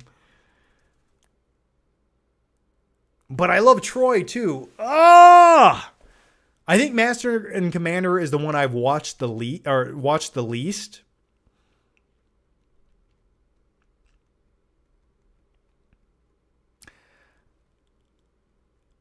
I don't like it. I don't like the question. Maybe I'm getting rid of Troy because if I already have a swords and sandals, maybe Gladiator is sufficient. Just for variety's sake, I'm gonna go with Troy. Just for variety's sake. It hurts me to say it. I'm getting rid of Troy. I feel like a sack of wine. I'm sorry. I wanted the variety. Master and Commander gives you the ocean and that journey. With Gladiator, you have the ancient Roman Empire, you have the fight scenes, and then with the Patriot, you have the Revolutionary War. You get more of a variety.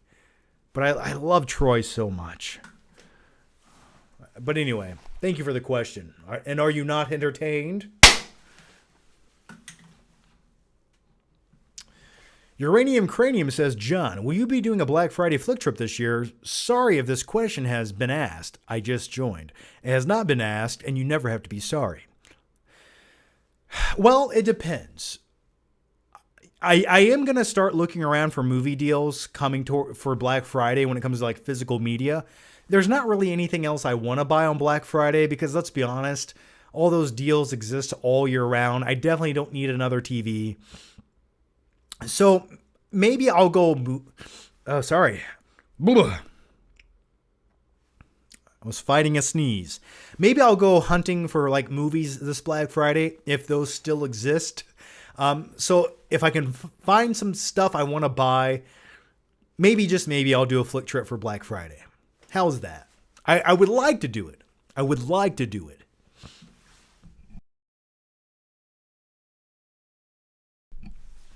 Let's go to the next one here.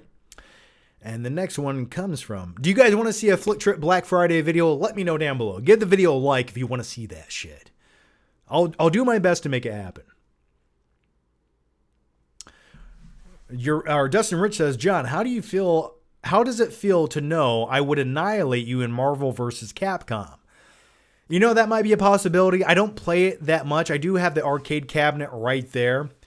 I'm not the best at Marvel vs. Capcom. I like it, but I mostly button mash. I don't memorize a lot of the combos, but if you want to play Mortal Kombat one day, I will rip your ass apart. I will annihilate you, and you will hear a voice as you're down on the floor bleeding out of your ears that says, finish him, and you bet your ass, I will finish you. Babality. But yeah, you could probably beat me at Capcom versus Marvel. I'll give you that. Logo Face says, yes, please, for the Black Friday video. I'll do my best, man. I'll do my best.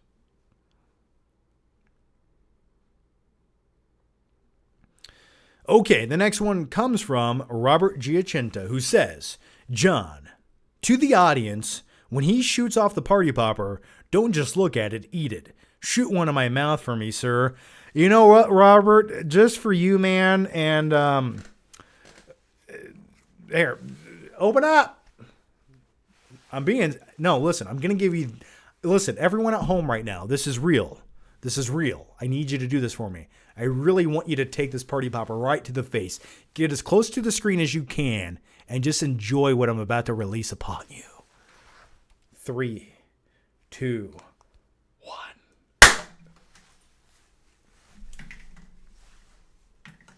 I hope that was as pleasing for you as it was for me. Ah! All right, let's go to the next one here. And the next one, these party poppers were either the best idea I've ever come up with or the dumbest idea. And I like to think they're somewhere in between. All right, let's go to the next one here. And the next one comes from Night King 01, who says, I was literally watching Back to the Future when you did that Biff impression. The thing about 2 that always got me is Biff went from a bully to a homicidal maniac in the next film. Like he literally tries to squash Marty with his car. Yeah, but you understand he was like on a power trip at that point. Like he was a man with nothing to lose. He had to do it. He had everything to gain and nothing to lose at that point. Or I guess the other way around, however you want to look at it. But Biff was always a homicidal maniac. It's just he was never truly unleashed. But you're absolutely right. They had to up the stakes. And when you get to Back to the Future 3, Biff Tannen, in fact, is an outlaw and a murderer. So it's in his blood. It just slowly got released, you know. You'd be surprised. You know, the thing about that is, if you look at society, and you look at the constructs of society and the system that we live in, there are repercussions to your actions. But just for 1 second, drop the consequences to people's actions, and then let's see how animalistic people really become. You'd be surprised. It's almost scary. Skylar Wheelock says, thinking about pouring a bourbon watching American Psycho after this live stream. What's your go-to cocktail movie combo? I like a good Jack and like a Coke Zero. That's usually my go-to. I'm simple. I keep it simple. But, you know, at my wedding, I did have White Russians, sort of like from The Big Lebowski. Well, hey, man, there's a beverage here. So that's one of them. But if you're going to watch American Psycho, you need to have a fine Chardonnay. It's a fine Chardonnay you're drinking, Christy. 1982 Seb says, I seen the Running Man remake. I thought it was good, but but if you haven't seen it, you're not missing much. It doesn't do anything new. It does not do anything new. And it sort of feels like a Netflix movie. It feels like a Edgar Wright Netflix movie. This is a movie made to watch once. You won't remember that you watched it, and it's not as good as it could have been, but here it is. That's kind of what it is.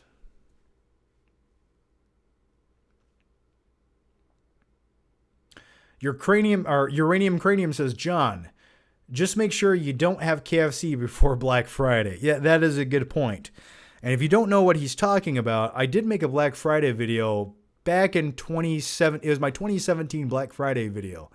And that night for Thanksgiving, because it was just one of those holidays where you're all by yourself in a place where you don't know anyone, I got KFC. I thought it was the responsible thing to do. And then about 2 hours later, that KFC just was not sitting very well and eventually ended up in the toilet. But not in the way you'd hope it would. So anyway, I woke up 4 hours later from a self-induced coma, and then I went out Black Friday shopping. So if you want to watch that video, check out 2017 Black Friday Flick Trip. Thoughts on Johnny Depp? I like me some Johnny Depp. You know, I miss young Johnny Depp. Old Johnny Depp, if he's not playing Captain Jack Sparrow, I'm not the biggest fan. It doesn't do much for me. But I've always liked me some Johnny Depp. We just recently watched Sleepy Hollow. So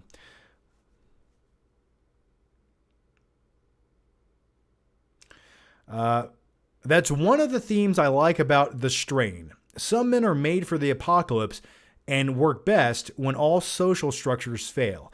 And you know what? I like to think that's the type of man I am. I think when social structures fail and there's chaos and anarchy in the streets, I am so vigilant and hyper aware that that's when I come to life. I like to think I have a very good survival instinct. I am like a cockroach. I'm very hard to kill. So do I hope that happens? No, because I'm at a point in life where if I can't have comfort and solitude in my home watching movies on my TV with the heating pad on my lower lumbar, then I can't exist. But yeah, if society collapses, I definitely think I would, I don't know if I would thrive, but I would definitely survive.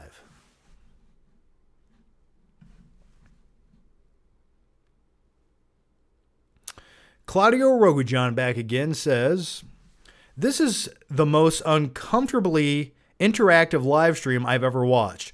Also watching Back to the Future right now as well. And when Biff's trying to run over Marty with his car, he looks so much like you. It's hilarious. Well, I'll take it. Thank you so much for that. Thank you so much for that. McFly! Yeah, I take that as a compliment, though. So I'll take it. Thank you so much.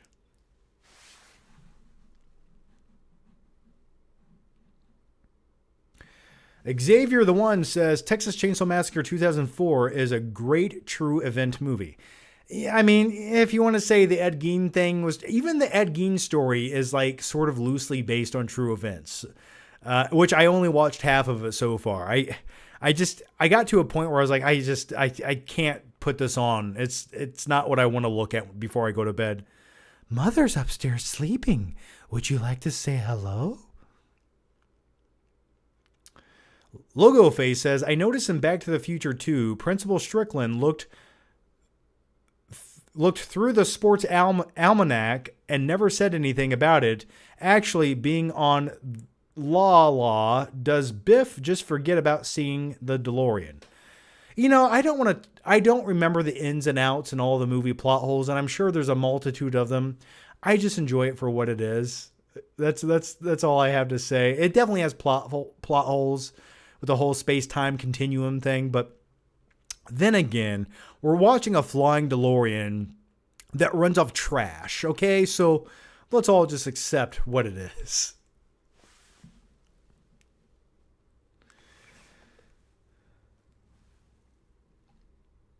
But hey, in all fairness, though, If I was Marty McFly, I definitely would have taken back the sports almanac. I'm sorry. I'm making a little cash along the way. I don't care.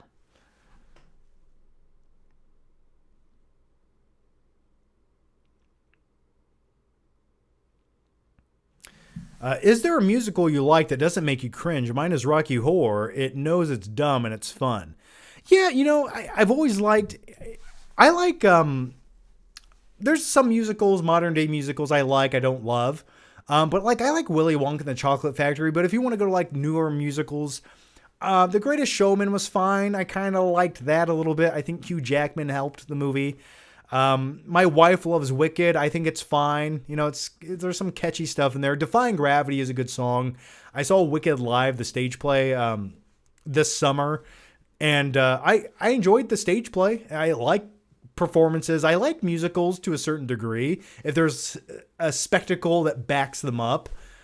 So yeah, I do want to watch. I've never seen the musical Sweeney Todd. I've never seen it. At some point, I would like to watch that.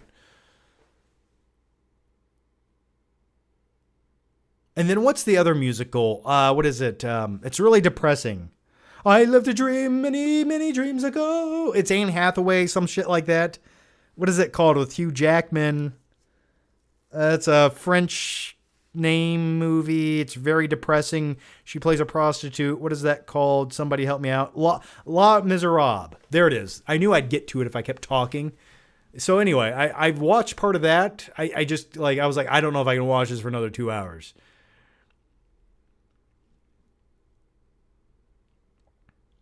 Dustin Rich says, when was the last time you screamed in your backyard until the neighbors called the cops? And Dustin Rich is my number 3 fan of the week. So thank you for that, Dustin Rich. Number 3 fan. Hey, Dustin, you're my number 1 fan. It's been a while. I did scream at some little kids in my front yard a couple months ago. All right. Okay. Hear me out for a second. Hear me out. So I hate to say it, but the older I get, I truly am turning into Clint Eastwood from Gran Torino. Yeah, get off my lawn. Shut the fuck up. So there was like a group of like 3 or 4 stupid kids, teenage kids. They were teenagers, all right? And they were just stupid teenage kids.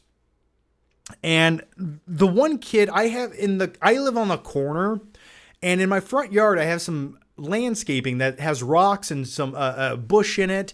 And just, it's right there in the corner of my yard. And the one kid was just standing in it, picking up rocks, like tossing them around, juggling them. And keep in mind, I built this landscaping corner design, okay? I put the stones in there with back labor-intensive fortitude, where I had to buy the rocks, put them in there with a shovel, and I busted my ass doing it for a day, okay?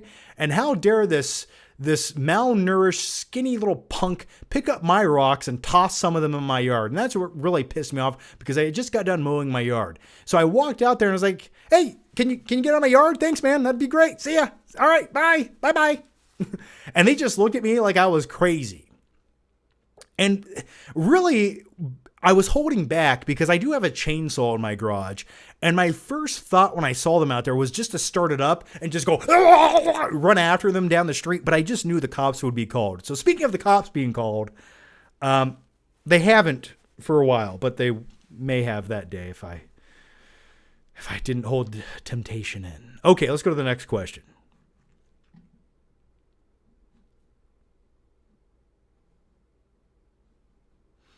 John, give us a funny elementary school story. Oh, man. A funny elementary school story? Well, this isn't funny, I guess, but I went to a school in Athens, Georgia, and I don't know what it was with the kids I went to school with, or if this was a thing that went around to other schools.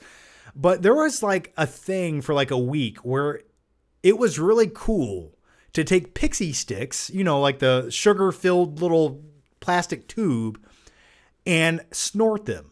And some kids did that. Now, I don't know what kind of home life they had, but that was like a trend for like a couple weeks in elementary school back in like 1995.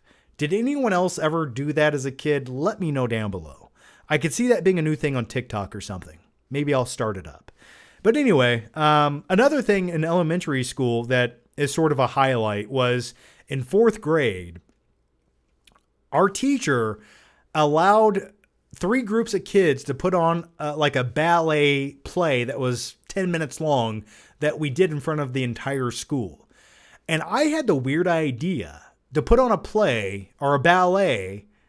And when I say ballet, there was like one dance routine where we did some shitty dance routine. Okay, but that wasn't the point.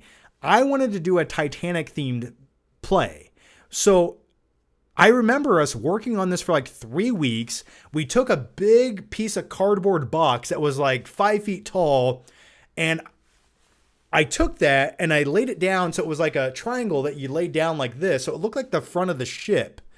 And I put paper over it, and it looked like the front of the Titanic. It had black paper with a yellow stripe and the white and the windows and the portals.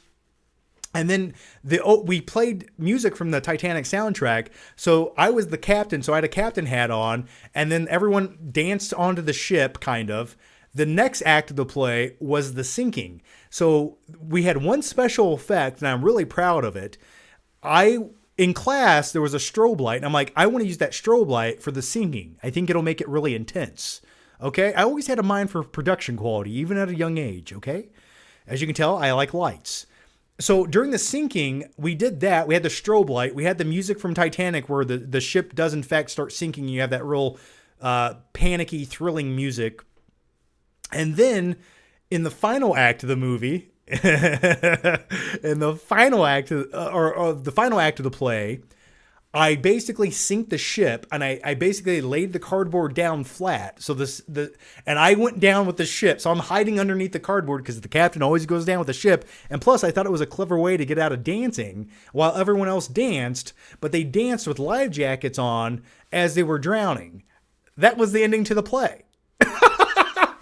And I would give anything, and I mean, I would give anything to find an old VHS recording of that if it existed. I would give anything. So anyway, there's a elementary school story for you. I hope you enjoyed that.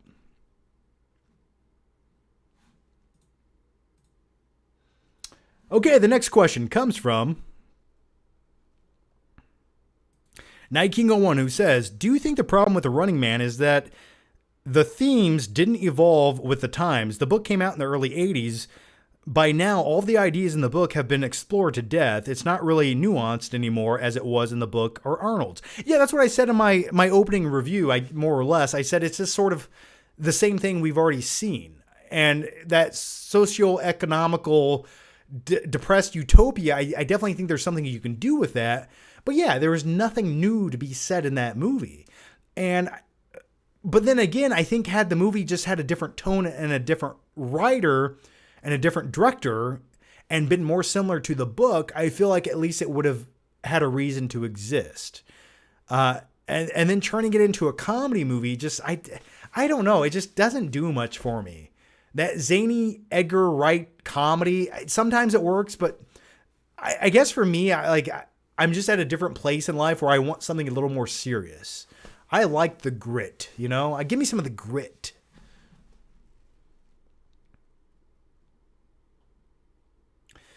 Claudio says, yeah, people did that in middle school. Oh, okay, so good. We weren't alone. I'm doing that right now. I'm going to do it after. I would do that on the live stream. If I had a pixie stick right now for the right super chat, I'd snort it. Just putting it out there. All right. The next one comes from Dustin Rich, who says, speaking of Les Miserables, watch the version with Liam Neeson and Jeffrey Rush. It's near masterpiece, and I don't understand why it's not considered a classic. Interesting. I've never seen it. Interesting. Ukrainian Uranium says, John, I thought your one special effect was party poppers. Well, I also do strobe lights occasionally. John, who's a great actor that doesn't get talked about enough, my pick is James Spader. He has done so many great movies, and The Office got weak after Michael left, but Robert C.A. was awesome. There are no strings on me. I liked him as the voice of Ultron. James Spader's good. Trying to think of like a lot of movies I've seen him in where I loved him. I don't know. Underrated actors. One underrated actor that always comes to the top of my brain is, Ben Foster. Ben Foster plays a great, unhinged, crazy guy in movies. And I've always thought he was so underrated. I thought he was great in Alpha Dog. I thought 3:10 to Yuma, he was pretty good. So I'd go with Ben Foster.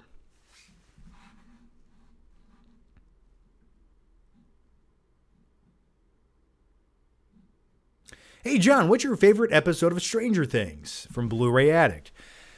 It's hard to pick just one episode. There's a lot of great moments I love in Stranger Things, like a lot of moments. I think it's easier to put those in like a ranking than it is episodes because I don't specifically remember the entire episode. I remember moments. But I would say this. I think the final 2 episodes of Stranger Things Season 4 are phenomenal.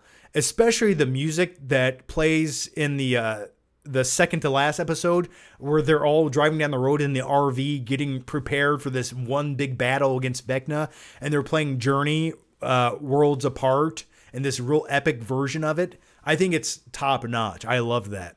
And then during the finale when Nancy has a shotgun and she's shooting Vecna and you're playing the music and it's swelling up and there's slow-mo, I think that's really awesome. So those are like a couple of my favorite episodes of Stranger Things. And by the way, yeah, I guess I am wearing my Stranger Things shirt. I cannot wait for Stranger Things. We're a couple of weeks away. Just give it to me now. I know they released that clip of Eleven doing like a training routine, which is kind of interesting, which goes to show that she's getting prepared for some kind of battle and she's training. But yeah, I'd say those are a couple of them.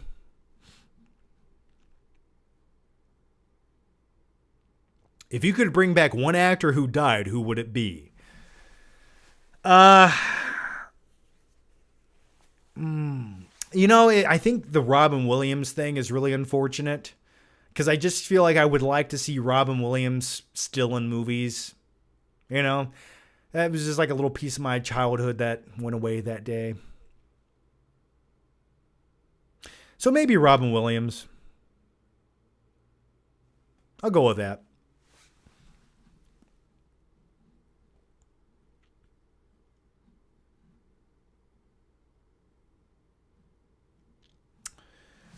Underrated actor is Tupac. Yeah, Tupac could act. He definitely had a good acting thing going on in the 90s.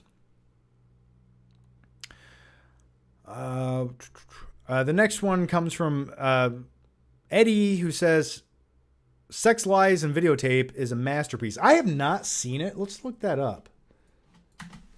Sex, Lies, Videotape. Oh, James Spader. Yeah, I remember hearing about this. I have not seen this.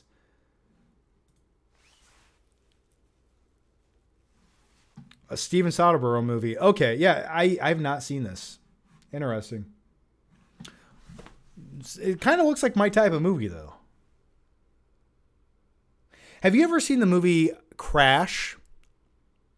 Let's talk about the movie Crash, okay? Let's talk about this. Now, I'm not talking about the Oscar bait movie Crash. No. Crash movie, I think it's 1996 or 5. This has James Spader in it. Yeah, this has James Spader in it. Yep. So if you've never seen the movie Crash from 1996, it's got James Spader in it. It's definitely a bizarre movie. And the premise of this movie, I'll just read it to you because I can't do it justice. Crash is about a strange lure of an auto collision provoking as it does the human fascination with death and the tendency to eroticize danger. Most motorists will slow down to stare at the scene of a collision. This may feel their pulse quickening and become aware of fragility of their own. So yeah, it's basically about a movie who like getting in car. It's about people like getting in car accidents, but it turns them on. Okay. All right. So let's go watch Crash together sometime, everyone. Oh, Heath Ledger. Yeah, another actor who was taken too soon. Absolutely.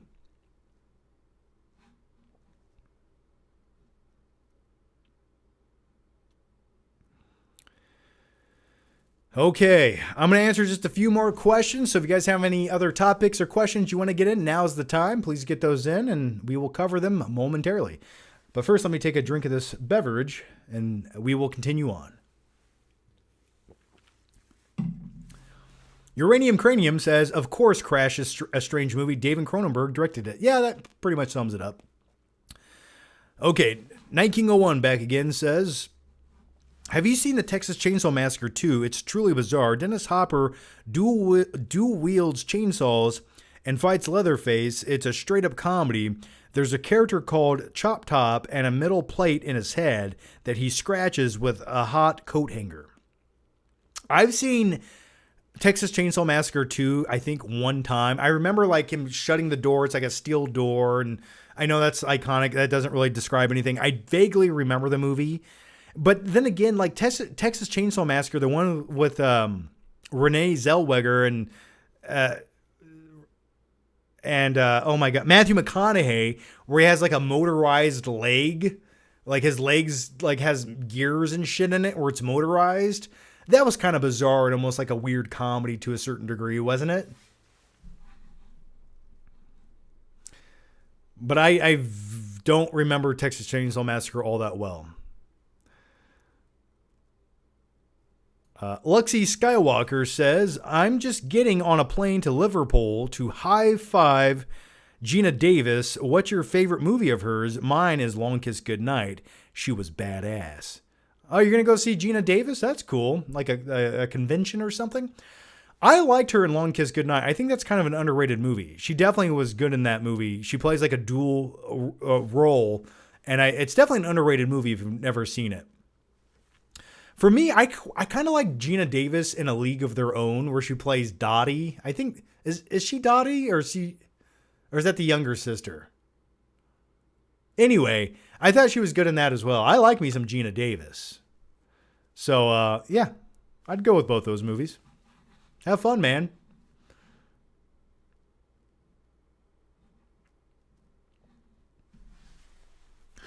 John, do you like rap music? I like some rap music. I like classic 80s, 90s rap. I like stuff like Snoop Dogg. I like NWA, that kind of stuff. I like some Eminem, that type of rap.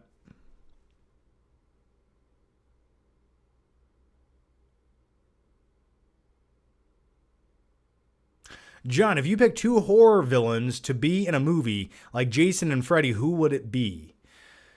Oh gosh, I don't know. How about Hannibal Lecter and the Joker? That could be an interesting dynamic, huh? How about Darth Vader and Buffalo Bill? No? Okay.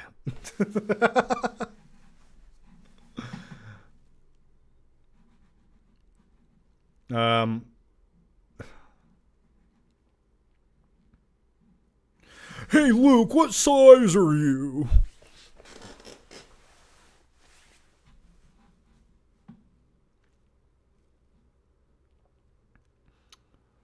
All right.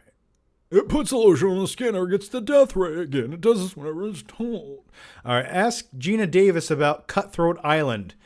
Dude, I have Cutthroat Island on Steelbook. Okay? That is one of the worst, biggest cinematic disasters ever made. If you've never seen Cutthroat Island, don't watch it. But if you're inclined to, please do. Skylar Wheelock says, best Arnold Schwarzenegger movie, but it can't be Terminator 2. How about Terminator 1? Best Arnold, I mean, you probably have to go with Predator, right? You kind of got to go with Predator. You have to.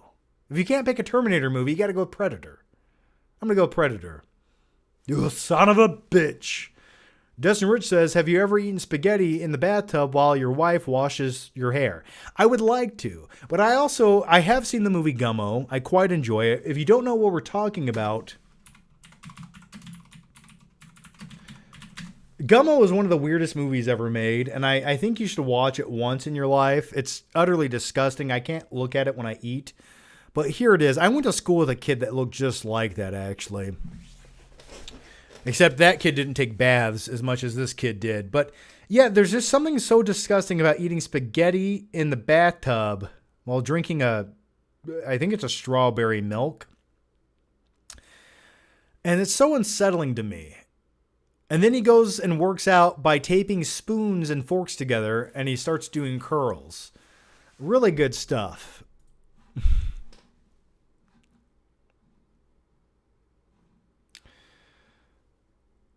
But I would like to take a shower as I eat. I don't know. What could I eat in the shower? A pudding cup of sorts?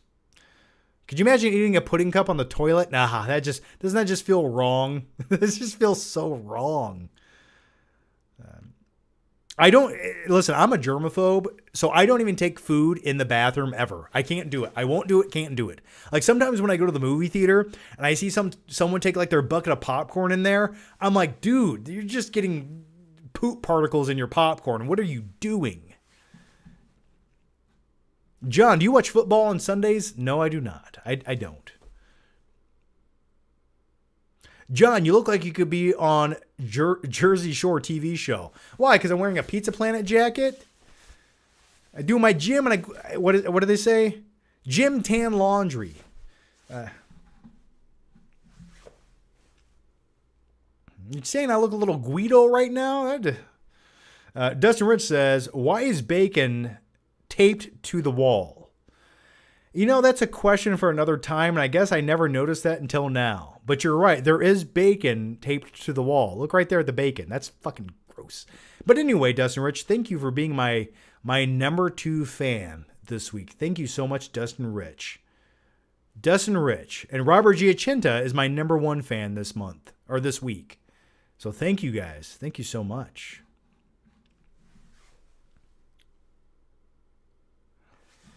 Okay, we got one here from Akai Nye. How's it going, Akai?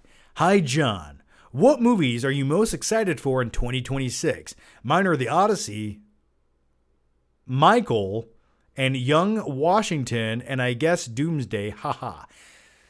What is Michael? That sounds familiar.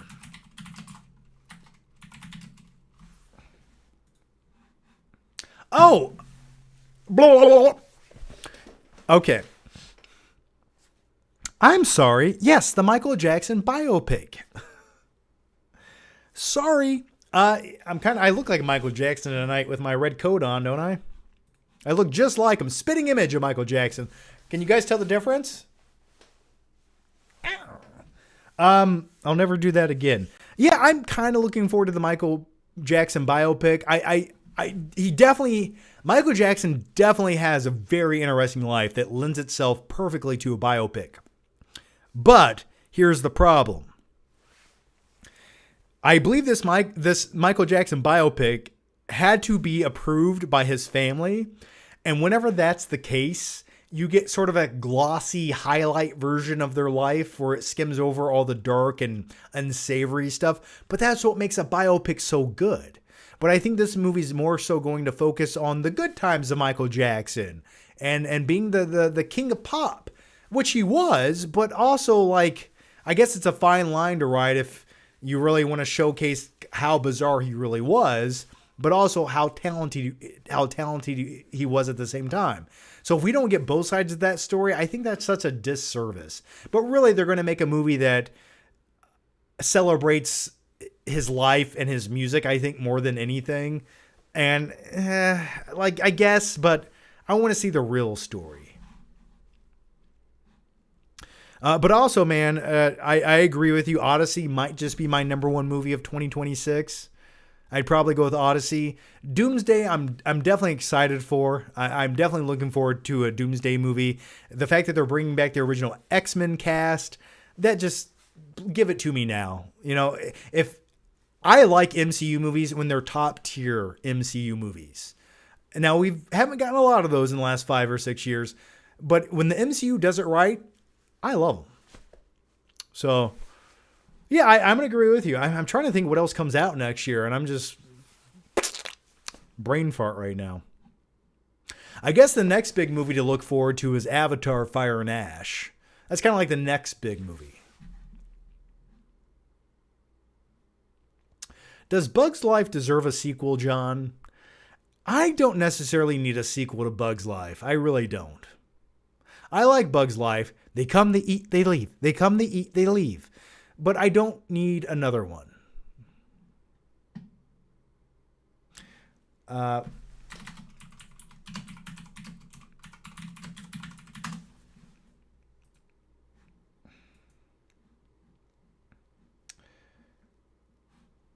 Sorry. Oh, God, I can't remember his name. Hang on.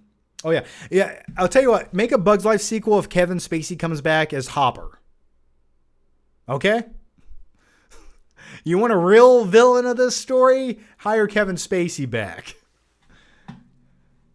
I was thinking maybe we could just, never mind. I was going to make a weird joke, but I'll just save it for another time. Dustin Rich says, do you think the Michael movie will avoid the PDF file stuff? Yeah, I do. And also, I think this Michael Jackson biopic ends off in the early 90s. So we might not quite get there all the way. But I don't see them touching on it. They might have like a scene or something where like he's dealing with the drama and the media surrounding that, but I don't think they're going to dive into the trial and going through all of those things and giving children Jesus juice. I don't think they're going to dive into those things.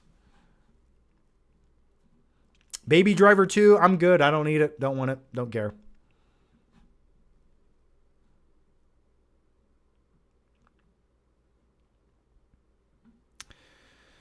Okay, Night King 01 says, Michael Biehn is an underrated actor. He's been in a handful of classics, but he's not talked about as much. His podcast is great. He did an episode with Mark Rolston, who played the leader of the Sisters, talked about Nick Nolte, Insane Stories. Interesting. See, that's something I'd like to listen to. Interesting. Well, Michael Biehn was always a supporting actor, except for like the first Terminator movie where he played John Connor's father, but he played the Marine in like the Rock movie from 1996. He's been in some other stuff. He was in Aliens. He was in another James Cameron movie. He was in The Abyss, wasn't he? He's fine. I never thought he stood out that much to me as a great actor, but I thought he was fine as a supporting actor. Thoughts on the movie Reindeer Games with Ben Affleck?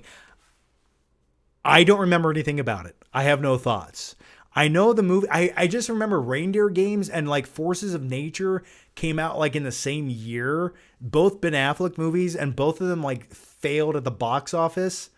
And I don't remember anything about either of them. Kyle Reese, yes. Kyle Reese. Gosh, I forgot his name. Yes. I could not give that order. I could not take that order. I could not give that order. Stand down. Yeah, it's good stuff. You swore an oath. Like, oh, it's good shit.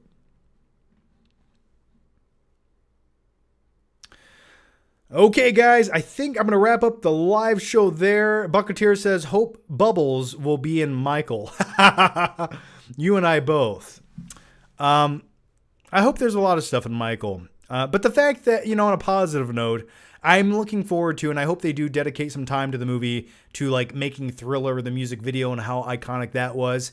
And I do hope they showcase like Michael Jackson's like upbringing as a child in the Jackson 5 and just how crazy and abusive his father really was, which played a big role in his childhood trauma like sensibilities and becoming an adult that also had some weird takes on life. So anyway, I do hope they dive into all of those things. Thoughts on The Monkey? I have a standalone short review here on this channel if you want to check it out. I thought it was okay. I would never watch it again, but I thought it was okay. Austin Butler is Bubbles. Oh, okay. All right. I'm going to wrap up the live show there, guys. But as always, I do want to say thanks for hanging out. Thanks for asking a lot of questions this week. And I do appreciate it. So as always, nice seeing you guys. I hope to see you again later this week with another live stream where we can talk about other movies and random stuff. As always, have a great Saturday. Have a glorious Sunday. And I will see you guys next time. Bye-bye. Oh, one more. Do I got another party popper in here? Oh, no. Oh, I got what? I got one more. Okay. Thanks for watching, and I'll see you next time. Ooh, that was a good one.